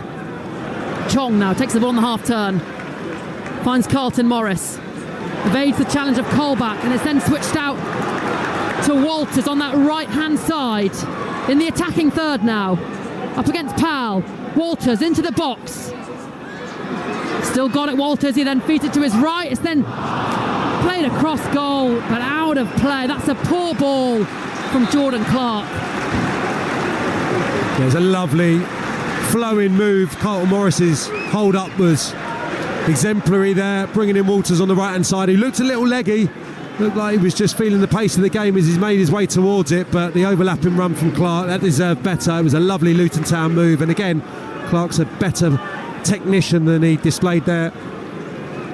So here comes this QPR change then. Off comes Lloyd. He's replaced by Paul Smith as QPR try and get back into this game. Paul Smith hasn't scored in 15 league games. He just shuffled around the front of the team. Dembele's gone into the number 10 now. Madsen's gone wide on the left-hand side, and Smith's going to have a go on the right up against Doughty. Yeah, I don't think any wide player's really going to relish going up against Mengi over on that flank. So maybe just Madsen just tucking in and providing him with a different problem is probably what Marty Cifuentes is thinking. If he plays in the pocket, he's going to take Mengi in there naturally or draw him towards it, and then maybe Parl will get a little bit of joy on the overlap on the left-hand side. But it was a change that had to be made. Not necessarily Smith, just needed to freshen things up. 57 minutes on the clock. Luton 1, QPR 0 here on Talksport 2. And as you say, Sam Parkin, Dembele now in that number 10 spot. Loose touch from him though, and he's ceded possession to Chong, who skips past him. Now up against Dunn, he plays in field to Baptiste. Baptiste back to Clark. Luton have the ball in the QPR half. Clark then dinks it into the box for Adebayo. It's headed clear by Dunn. It's back at the feet of the striker Adebayo. He's forced back away from the penalty area though to Amari Bell. It's then cut out and picked up by the substitute Smith, who dances away from Chong into the feet of Dembele. QPR have it, but they're under quite a lot of pressure here. Luton applying the press. QPR have to go long. And can Frey latch onto this? McGuinness has got his hand on his shirt. Frey in the penalty area. Still Frey. Squares it to the left. And is put in by QPR. They have equalised against Luton. Somewhat against the run of play. And it's Nicholas Madsen. His first goal in a QPR shirt. All the work done by Michael Frey. Muscled off some players. Played it square. And Madsen slotted it in. Luton Town 1, QPR 1. Well, it's a mistake from McGuinness. I think he loses the flight of the ball, and Frey just positions himself so intelligently, and then probably would have been given as a penalty maybe, as Frey lost his footing under the challenge of McGuinness as he desperately tried to make up for his mistake. But what he did do, he slid in and he kept it alive, poking it to the left, and Madsen arriving has got the simplest of tasks, just to pop it into the net. Brilliant play from Frey. We've been critical of him at times, but that was terrific strength and brilliant awareness at the end of it. Luton 1, QPR 1. And I was going to say, Sam Parkin, we have been critical of Frey, but what a job he did there. Proper centre forward play under pressure. And it was a really good assist from him. He actually had to get a little bit on the pass as well when he was on the deck, because Jordan Clark was recovering. Mengi had come over to help McGuinness but had taken himself out of the game, misjudged his challenge, and the pass on the floor is a really good ball from him on the deck into the path, and Madsen arriving, and now we've got a game on. QPR fans jumping in the goal behind Kaminsky, gesturing to the Luton fans who are all seated down there. Michael Frey as well, just with another really good hold up and side ball to Dembele. Free kick though given the way of Luton. 30 minutes remaining of this game as the long ball's played up to Morris, headed out by Clark Salter. Walters can't keep it alive.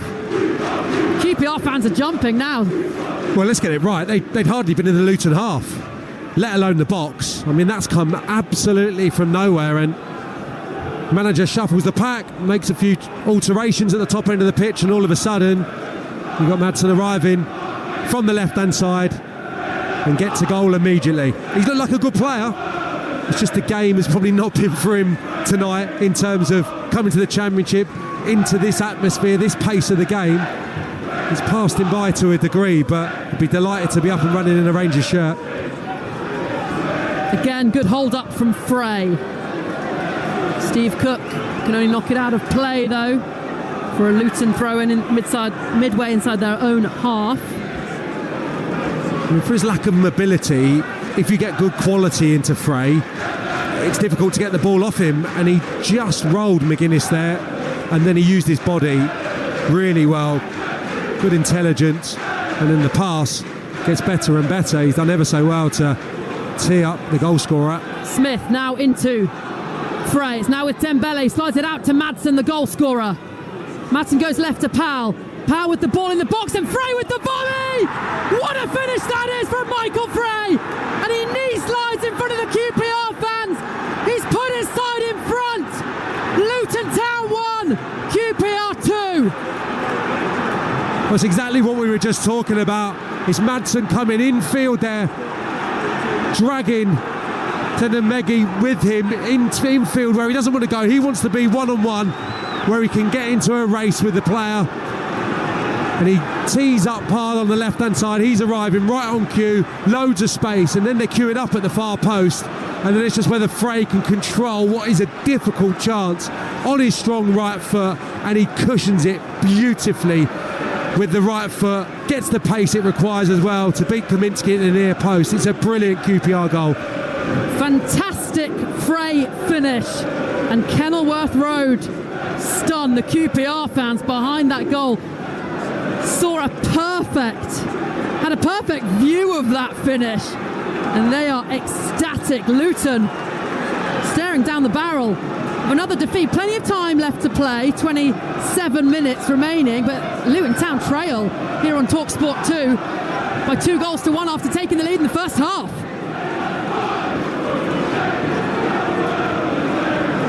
It's a really brilliant goal, you got to say. I mean, by luck or judgment, that change to the front line, not necessarily the introduction of Smith, but just moving those front players into different roles, has certainly paid off. Madsen involved in both of them, the scorer of the first, and there the architect really. Like I said, he came in field, and Mengi out of position really, in a kind of central midfield role momentarily, space for Parl to deliver, and then if Frey hadn't got there, Jimmy Dunn was queuing up as well. Big overload on the far post. Luton on the attack now. Doherty whips it in with his left foot. Morris at the back post, headed across goal, headed clear by Clark Salter. Again, a good cushion header across goal from Morris, but couldn't find a teammate. Luton looking to react. It's out with Walters. He goes back to Baptiste. Baptiste tries to swing one in. Hits the head of a QPR player, and then McGuinness fouls Dembele on the edge of his own penalty area. QPR free kick 10 yards just forward of their 18-yard box. Yeah, responded well. Luton, deep ball in from Doughty, and Carlton Morris on that occasion does really well. Times it to perfection, far post, heads it down into a dangerous area. Just once again, Adebayo unable to turn his knockdown towards the target. Ball played back to Luton Town centre-half McGuinness. He goes all the way back to his goalkeeper. I can see Luton's manager, Rob Edwards, just scratching his chin, looking a little bit pensive. I know there's a lot of goodwill for Rob Edwards and the job he's doing, and the performances haven't been terrible, but when will he start to feel the pressure, Sam Parkin? I'd like to think he'd, get given large portion of time. I really think, if they're in the lower half going into the winter, obviously there'll be questions asked, but they've lost a lot of players, and there's no guarantee, I don't think, despite obviously the riches that the Premier League brings and the help it will give the club being sustainable. Paul Smith coming forward now for QPR on the edge of the Luton penalty area. Good quick footwork. Plays it back to Powell. Powell with that delivery to the back post that culminated in that earlier goal. Overhit this time though. And it's, as you say, they have lost a lot of players, Luton. Well, Barkley, Ogbene, Townsend, Lakonga, they're all starters. Yeah, I think the reality is you've got to remember where Luton were. It was an incredible achievement to get up, and also there's a lot going on at the club in terms of the new stadium and still building the infrastructure, so it's not going to go all on one go. You can't afford to do that anymore with the regulations that are in place, but it's I think unrealistic to think they're going to come down to the Championship and blow it away. It's going to be a really competitive league this season, but they don't want to give them too much to do. They don't want to be playing catch-up from the early part of the season. So this is a blow if they lose tonight. Coming forward now, though, Luton Town. It's with Chong, who can't control it in the penalty area. Kicked out for a Luton corner. Luton 1, QPR 2 here on Talksport 2. Alfie Doughty, in front of all the QPR substitutes who are warming up, will take this corner.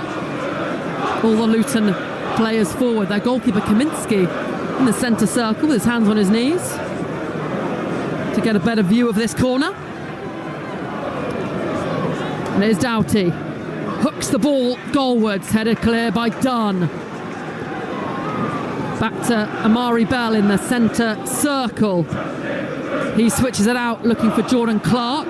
Jordan Clark brings that down beautifully on the corner of the box. He's done well there. His ball across the face of goal, hit up rather than out, then punched by the QPR goalkeeper. Still alive though, Clark. He whips the ball in. Mengi can't get there. Dunn again with the headed clearance. Smith now tries to bring it into his path. Goes in under a challenge from Chong.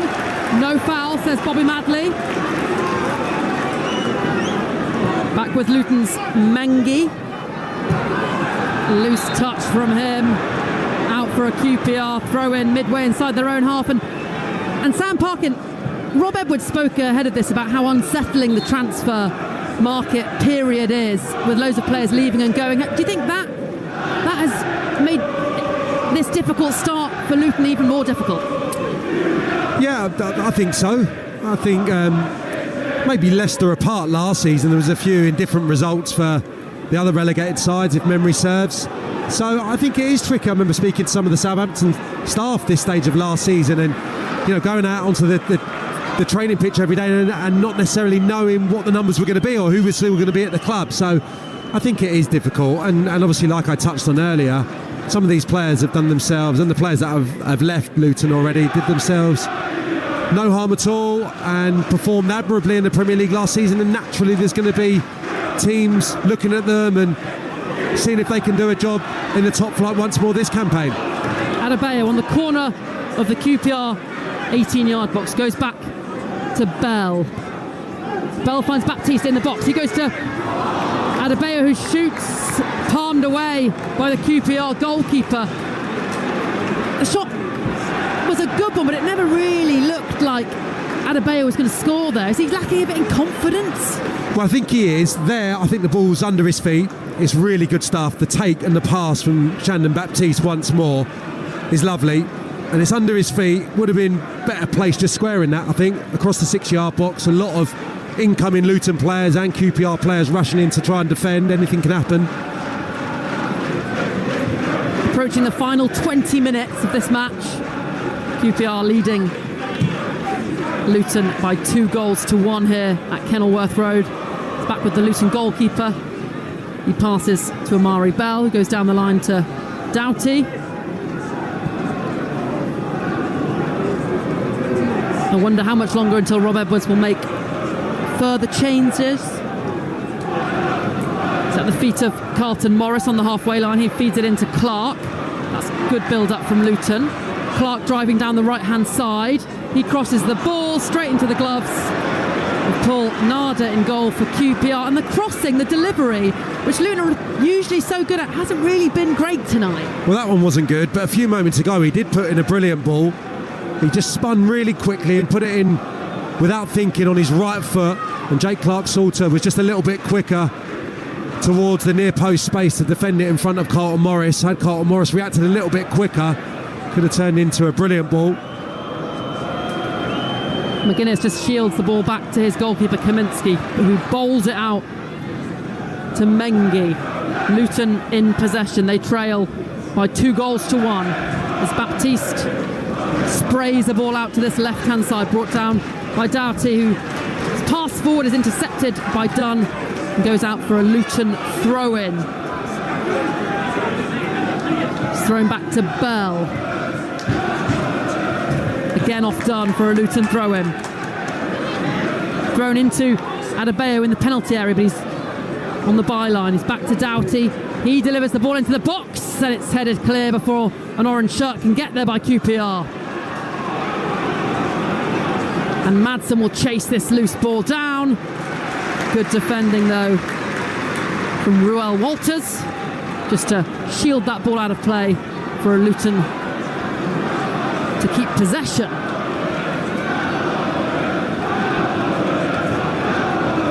QPR fans enjoying their night. Luton Town fans starting to feel a little bit worried about their start to this championship season. They did go 4 games, the opening 4 games without a win in that championship season where they got promoted. And welcome to those listening on Talksport. It's Luton 1, QPR 2. Luton led in the first half through an own goal from Jimmy Dunn, but this second half they've been shocked by QPR. First of all, Madsen scoring, and then a pile driver from Michael Frey. Alongside me for Sam Parkin. What a second half it's been for QPR. Incredible turnaround. Rob Edwards just down near us won't be able to believe what's happened, because Luton have been in control for the majority of this game. Good substitution from Marty Cifuentes, bringing Paul Smith on, and he just reshaped the front line. And it's Madsen who's gone wide left now, who scores the equalising goal, and Frey had a hand in both the goals. We've been critical of him tonight. He was a bit of a passenger in the first half, but he's racked up an assist, and then a brilliant goal on the volley on the far post, and a little flurry of QPR chances. They've completely turned this game on its head. Coverage continues here on Talksport 2. Currently Luton 1, QPR 2. And Jack Colback is down in the centre circle for QPR, which gives both sets of players a chance to get some water on board and some tactical instructions. And I think we're going to see some changes as well. You can see 2 QPR players primed to come on. First one is number 4 off, so Colback's off. Looks like he's nursing a bit of a knock. He's replaced by Anderson. He's not played since he went off against Sheffield United with a groin strain. So the long-haired Lucas Anderson back onto the pitch for QPR this evening.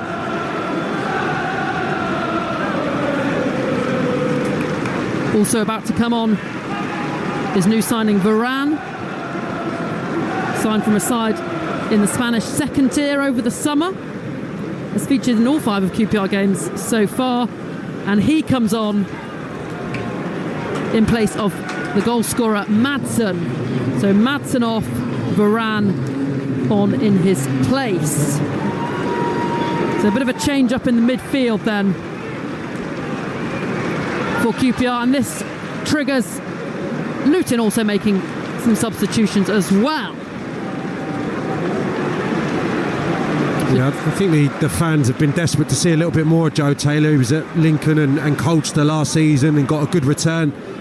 Obviously got that disallowed goal, had that goal disallowed in the playoff final, went on to score in the shootout. So I think they're desperate for him to be given a bit more of an opportunity, and here it comes now with a game that needs to be salvaged. You can hear the cheers. So Chong off, replaced by Taylor, and on comes Walsh as well. He replaces McGuinness. So both managers making 2 substitutions. And is that a change of formation for Luton Town to a back 4, Sam? Yeah, it looks like it. He's trialled it a couple of times this season. I think when they went down to 10 at Pompey, obviously quite natural to drop into the back 4, but again at QPR on Tuesday night in the League Cup. So he's having a look at a couple of different formations in this early part of the season. I think Walters and Doughty, naturally going to be able to fill into those full-back orthodox roles, no problem at all. Kaminsky bowls it out to Walters, bursting forward over the halfway line, checks his progress and plays square to Walsh. Yeah, I think this could be the formation we'll be looking at times this season. 4-3-3 now. Liam Walsh, the deepest of the midfielder, and a 3-pronged attack with Taylor left, Carlton Morris right. So let's see if they can salvage this game now. It's with Raw Walters, who's operating now as a right back for Luton. They managed to play it out well to Baptiste. Walsh now, the substitute in possession, feeds it into Adebayo on that right-hand side in the channel. He's getting his shirt pulled. He gestures to the referee, but they play on. Luton still in possession. Again, Adebayo takes it on the half turn, driving forward. Cuts back up against Anderson, gets the ball low, hard across goal, but straight to the feet of Sam Field, and it's cleared for a Luton throw-in midway inside the half. Final 13 minutes, Luton 1, QPR 2. The visitors lead. Doughty. No options in front of him, so he drives forward. Good challenge from Paul Smith. Perfect, clean as a whistle, slide challenge. Frey goes back to the substitute Varane. He then knocks it in to the channel for Smith. Smith by the corner flag. Just waiting for QPR players to get up and support him. He's robbed of the ball though, and Luton clear downfield. Taylor's done well to latch onto that. Good play though from the experienced Cook, just to halt his progress. Taylor, who's been on loan the past 2 seasons, Lincoln and Colchester, 10 goals in 19 appearances for Lincoln and League 1 last season, and he's got his socks really low, Sam Parkin. He's even wearing shin pads. Bright yellow boots as well to add. He's a good young player. Always makes it easier to spot, doesn't it, with the bright yellow boots? Yeah. We love those fancy boots. Be interesting to see how he does out here on the left. I've not seen him play that role before. He just wants to run into space, play on the shoulder. It's not necessarily how Luton set up, so it's just finding a role for him. I think Rob Edwards right now, but it looks like he's going to be here unless something drastic happens after full time. Dembele picks it up on the edge of the box for QPR. That's a poor challenge from Jordan Clark right on the edge of the 18-yard box. Free kick here for QPR in a perfect position, and it's a yellow card for Jordan Clark as well for that challenge. Nice footwork from Dembele. It was, and he's been quiet in the second half, no question. Threatened in the first period to kind of burst into life. He still was probably QPR's best outlet, but in the second half he's not been able to stamp his authority on the game. Maybe when it gets stretched, last 10-15 minutes or so with additional time in the number 10 position, let's see if he can have more of an impact. Free kick then for QPR, right on the edge of the 18-yard box, just right of centre. Dembele won the free kick, and he looks like he's going to take it. Can he get a third for QPR? Anderson also over it from the left-hand side. The two teammates deep in conversation as the Luton Town orange wall lines up. The draft excluder a player down on the floor behind them just to make sure the free kick can't go under the wall when they jump. And this is a great position for a free kick, a great opportunity for QPR. Dembele runs up and he swings it round, lifts it far too high over the bar, out for a goal kick for Luton Town. Yeah, a bit of a waste, just never got it down. Elevated immediately. As soon as he struck that, it was going to miss that left-hand corner from which we look. Kaminski comfortable that was going to miss by a distance. Kaminski with the ball at his feet, plays it out to Amari Bell. Luton winless coming into this, and they're staring down the barrel of defeat as things stand. Other sides that are winless in the Premier League are Everton and Bournemouth. We've got full live commentary of that on Talksport Saturday at 3 p.m. As QPR have the ball with Sam Field in the Luton half. They go back to Dunn just inside his own half. He goes all the way back to his goalkeeper. Under pressure, he fires up to Frey, who tries to flick it on. Offside flags up. Frey ran back from an offside position. Luton free kick right on the halfway line, which they take very quickly. Luton running out of time, 9 minutes remaining. They trail QPR by 2-1, both goals in the second half, as Adebayo is on the ball for Luton. It then falls to Baptiste, who can't get it under control. QPR clear. And they've got it with Pal into Varane, who then let a loose touch take it away from him and pulled the shirt of Mengi to give the free kick to Luton.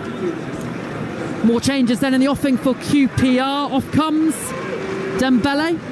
He's replaced by another summer signing, another loanee, Kiko Sato, Japanese player. And also off comes Michael Frey, to applause from the QPR fans. What a contribution he's made in this game. He's replaced by summer signing Shan Sella. QPR looking to shore this up then. Luton free kick. 10 yards inside the QPR half. It's a floaty ball towards Carlton Morris at the back stick, kept alive by Jordan Clark. He's got two players on him. Finds Carlton Morris on the edge of the D. Carlton Morris swings one in. Cook headers up. Still in the penalty area. Then it's cleared well by Varane. Bell steaming forward for Luton. Slides it into Abeyo in the penalty area. He's got the ball stuck under his feet. And Sato will run it clear for QPR. And then he was the victim of a sandwich challenge. Two Luton Town players coming either side of him, blocking his progress. He wins the free kick for his side, midway inside his own half. And that prompts a change for Luton then. On comes young Zach Nelson. He scored in the tie between these two in the League Cup midweek. A beautiful volley. And he replaces Shandon Baptiste. Rob Edwards hoping that Nelson can get another goal like he did midweek, Sam Parkin. Yeah, be desperate for someone to step up now. I think Shannon Baptiste was excellent, particularly in this second half. His touch looks really assured on the ball, played some lovely passes, none more so than that opportunity he set up for Adebayo. Been moving a little gingerly the last 10 minutes or so, so maybe just feeling the pace somewhat. Luton's goalkeeper Kaminsky with the ball in his white gloves, rolls it out in front of him and hits it long. Met by QPR's Field, flicked on by Varane, and then Mengi hits it up rather than out. Walters touched really well there to get that under control for Luton. He's on the halfway line. He goes back to Walsh, who plays it forward for Taylor. Taylor can just flick it on towards the QPR goalkeeper, who will just wait to be pressured before he picks it up, to waste a couple of minutes.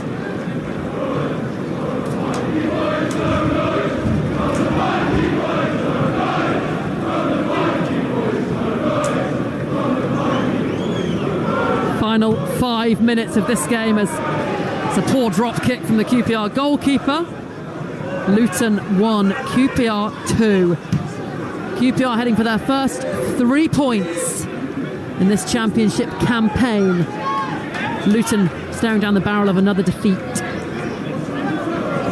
They've got a throw in though, right in front of their manager, Rob Edwards. It's thrown down the line, flicked on by Morris.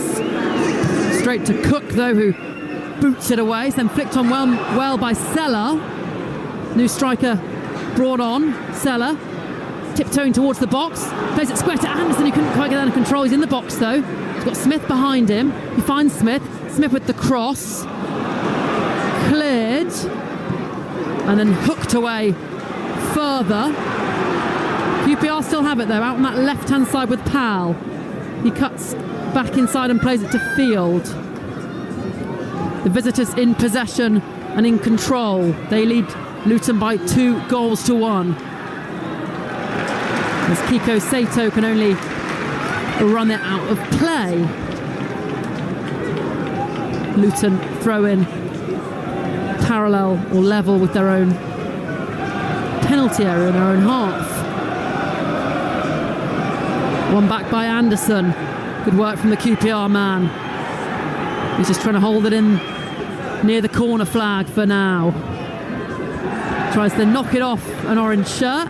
And he has. He's won the corner for QPR. Well, it's good, but it could have been better for QPR a few moments ago. This time it was Seller who fell to the ground but was still able to execute his pass, and for some reason Anderson just let the ball go beyond him. He was there, he was in a shooting position, it looked like he was completely unopposed and a nice little 5-10 yards of space where he was going to execute a finish. It was a let-off for Luton.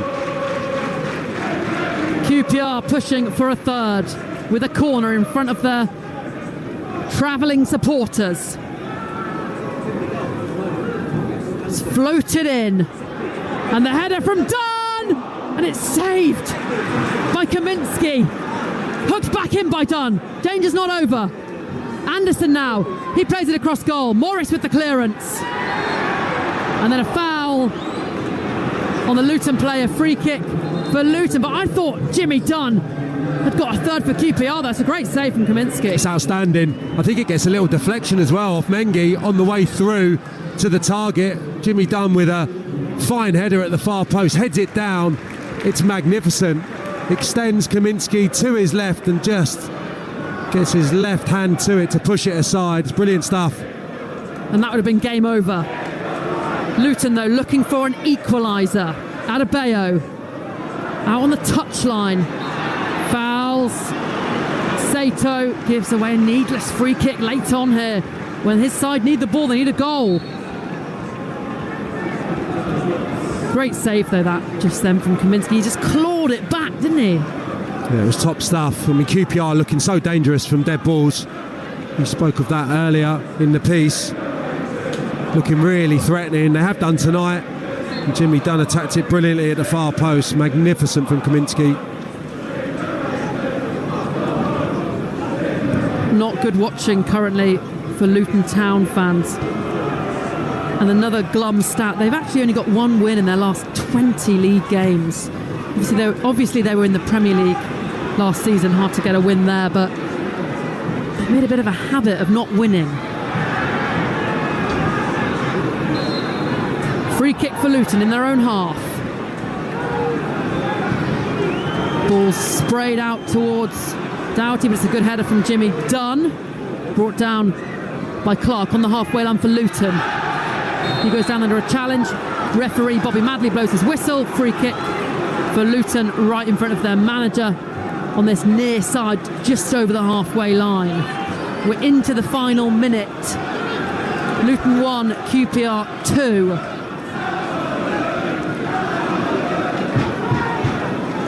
QPR fans poised to celebrate this win. It's back with Doughty. Tries to run past Smith. Smith just blocks off his run. And then it's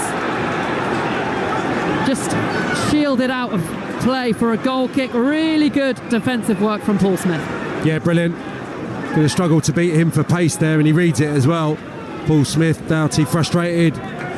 Flung into the ground, Smith, but he's done sterling work there for his side.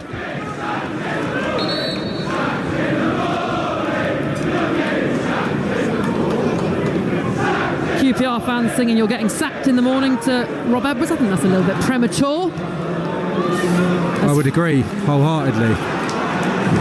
As the board goes up for 5 minutes of additional time at the end of this 90. So 5 minutes for Luton to find an equaliser. Rob Edwards, Luton manager, with his arms folded. He knows this is not a good result for them. Opening 4 matches this will be without a win. QPR's Varane has the ball. It's hooked forward and Luton clear. Walsh manages to flick it on towards Adebayo, but Dunn comes back well to defend. It's then hit long for Kiko Sato, who's in the box for QPR. Good defending from Mengi, who just comes across and forces him backwards. Japanese player then shoots low, blocked. QPR can't clear. Anderson then shoots with his left foot. Kaminski gets down low well, pulls the ball into his body and tries to get the Luton attack going straight away. Long ball. Morris doesn't manage to get the flick on. Luton still have it. Slid out to Walters on that right hand side. He dinks it into the box. Cook with the diving headed clearance. It's then played out again to Ruel Walters. He's got lots of orange shirts to aim for. Across goal, Morris gets there, but blocked well by Clark Salter. Luton keeping men forward for this attack. Walters. Infield to Nelson. Nelson square to Bell. Bell forced back to Mengi. Luton players lining up on the edge of the penalty area, waiting for the delivery. Nelson obliges, whips it in. Headed clearance by Steve Cook. He's been immense at the back there with those headed clearances. 3 minutes of the 5 injury minutes remaining. Good turn there by Jordan Clark, but again, good defending from QPR. Yeah, he's helped Varane, just coming in there to strengthen the midfield alongside Sam Field. That was brilliant defensive work from him. Now, he's not been on long, but Nelson's had 4 or 5 touches. Absolutely perfect. Great range of passing, and that delivery there, that was probably the best of the second half. He flipped that into a wicked area for QPR to have to defend. On the ball again, Zach Nelson tries to turn away from Field. QPR man does well. Walters now delivers it in. Flicked on again by Steve Cook. Doughty keeps it alive for Luton in the box. Across goal, headed out by Anderson. Recycled by Amari Bell for Luton. Clark now to deliver. Delivers with his right foot. Headed out by Dunn. All these crosses met by QPR players. Doughty again blocked by Smith. Luton getting frustrated. They are. The supporters want that quality from out wide. They want someone to come up with a decent delivery to give the front players something to go and attack. Luton attacking now from the right hand side into Morris. Morris turns, shoots with his left foot, saved by QPR's goalkeeper. The Luton fans jumped off their seat behind that goal, anticipating the net to flutter. Good save by Nada in goal. They come again, Luton. Clark. His delivery blocked. The Luton fans urge their team forward. So with Doughty. His ball dinked to the back stick. Morris headed across goal, and then Walsh could only head it over the bar. He was a couple of yards out. Couldn't find the net, and is that Luton's chance gone? Well, that's the chance he would have hoped and prayed for. Joe Taylor, the substitute. I think maybe Adebayo is better placed here when Carlton Morris heads it square. Maybe a QPR defender would have got there in any case, but Taylor will replay that over and over tonight. That's a glaring miss from him. Only 30 seconds remaining. Luton 1, QPR 2. Here on Talksport 2. QPR's goalkeeper hits it long. Mengi sends it back, but the goalkeeper will just wait for Adebayo to chase him, pick it up. What a big moment from Nardi, the new goalkeeper, as well, from Carlton Morris a few seconds ago, Flo. That was a brilliant stop from him. And there is the full-time whistle then. Queen's Park Rangers come from behind to beat Luton Town here at Kenilworth Road. A first championship win for Marty Cifuentes' men. Luton Town, 4 championship games without a win. It was looking good for the home side. In the first half, they took the lead through an own goal from Jimmy Dunn. But in the second half, QPR came alive. Madsen, first of all, with the goal to get things level after a great assist from Frey. Frey then with a beautiful volley to put QPR in front. Luton pushed, but never really looked like getting that equaliser. Big win for QPR, Sam Parkin. Yeah, huge win. Up and running for the season now. Frustration still here at Kenilworth Road if you're of a Luton Town persuasion, but that's not a poor Luton side, firstly and foremost. I think they'll improve. They'll win a lot of games this season. They just need to dust themselves down after that, because I thought for an hour they were the better side. QPR had little flurries of chances, and they obviously had that spell where they got the 2 goals, but in the main they were second best tonight. So I think Rob Edwards will be scratching his head, but I think there's a resilience about Rangers now, and there's a better squad as well for Marty Cifuentes to pick from. Big night for them. time, Luton 1, Queen's Park Rangers 2. Thank you very much, Flo Pollock, alongside former Luton striker Sam Parkin. Sam, that game really came alive there, and I mean, a couple of goals in the space of 4 minutes, and Michael Frey very much involved in both of them. What a game! What a 5 minutes from him, let alone the game. Yeah, he was good tonight. Yeah, I was frustrated for him in the first half because his touch was pretty secure. He just lacked runners off him, bodies around him. Rob Edwards is apologising to the Luton fans away to our left. I don't think there's any need for that. That was a decent performance from them. I think that's just the expectation that has risen here, John. That's all that is. He's getting a nice applause now, and his team played well tonight. I thought they were okay. They had enough chances to take at least a point. They just got done by not one but two sucker punches in that 5 minute spell from QPR. Yeah, absolutely. As you've already said, they kind of came out of nowhere there. Looking at the table, up 11 places. Very, very strong result there. They started 18th, now up to 19th. Sorry, now up to 8th. QPR with that victory on 5 points. Obviously, that may change tomorrow with lots of games going on, including our commentary game, Burnley versus Blackburn. But when you look at Luton Town's fixtures coming up, I guess the one thing you can say, they're away at Millwall next, and then at home to Sheffield Wednesday. They are playing another couple of teams that maybe aren't near the top there in the lower half of the table. So, if they play like that, they should get results, as you say. They should come. I think Rob Edwards said in the programme here that he's frustrated to be seeing everything sort of coming together that they're working on, but just not getting the results. Yeah, they're probably having a little bit of a problem defensively. They've been hindered by injury. I think McGuinness had a good game, but he's getting up to speed. Certainly probably at fault for the first goal, but I don't believe there's a lot wrong there. I think now that Rob can get beyond the transfer window, he knows what he's going to be working with. There's a lot of talent in that squad. Some really good players and some terrific young players as well. Walters and Nelson, even though he was only on for 5-10 minutes, I thought they were superb. I thought Baptiste had an excellent game. That's a decent side. The win will come, I believe, in the next 2 games, no question, because for large portions of the 90 minutes tonight, they were the better side. QPR, it's not a smash and grab. I don't think it's as bad as that, but they've got away with it a little bit tonight. Yeah, they made it count when it mattered. So final score here at Kenilworth Road, even Luton Town 1, QPR 2. Thank you very much to Sam Parkin and also Flo Pollock. The Championship football continues here on Talksport 2 tomorrow from 12:30. Burnley versus Blackburn, that's exclusive on Talksport 2, while Arsenal take on Brighton in our exclusive Premier League game on Game Day on Talksport at the same time. Adrian Durham will take you around the grounds from 3 o'clock as always, with all the goals as they go in from the Premier League and the EFL.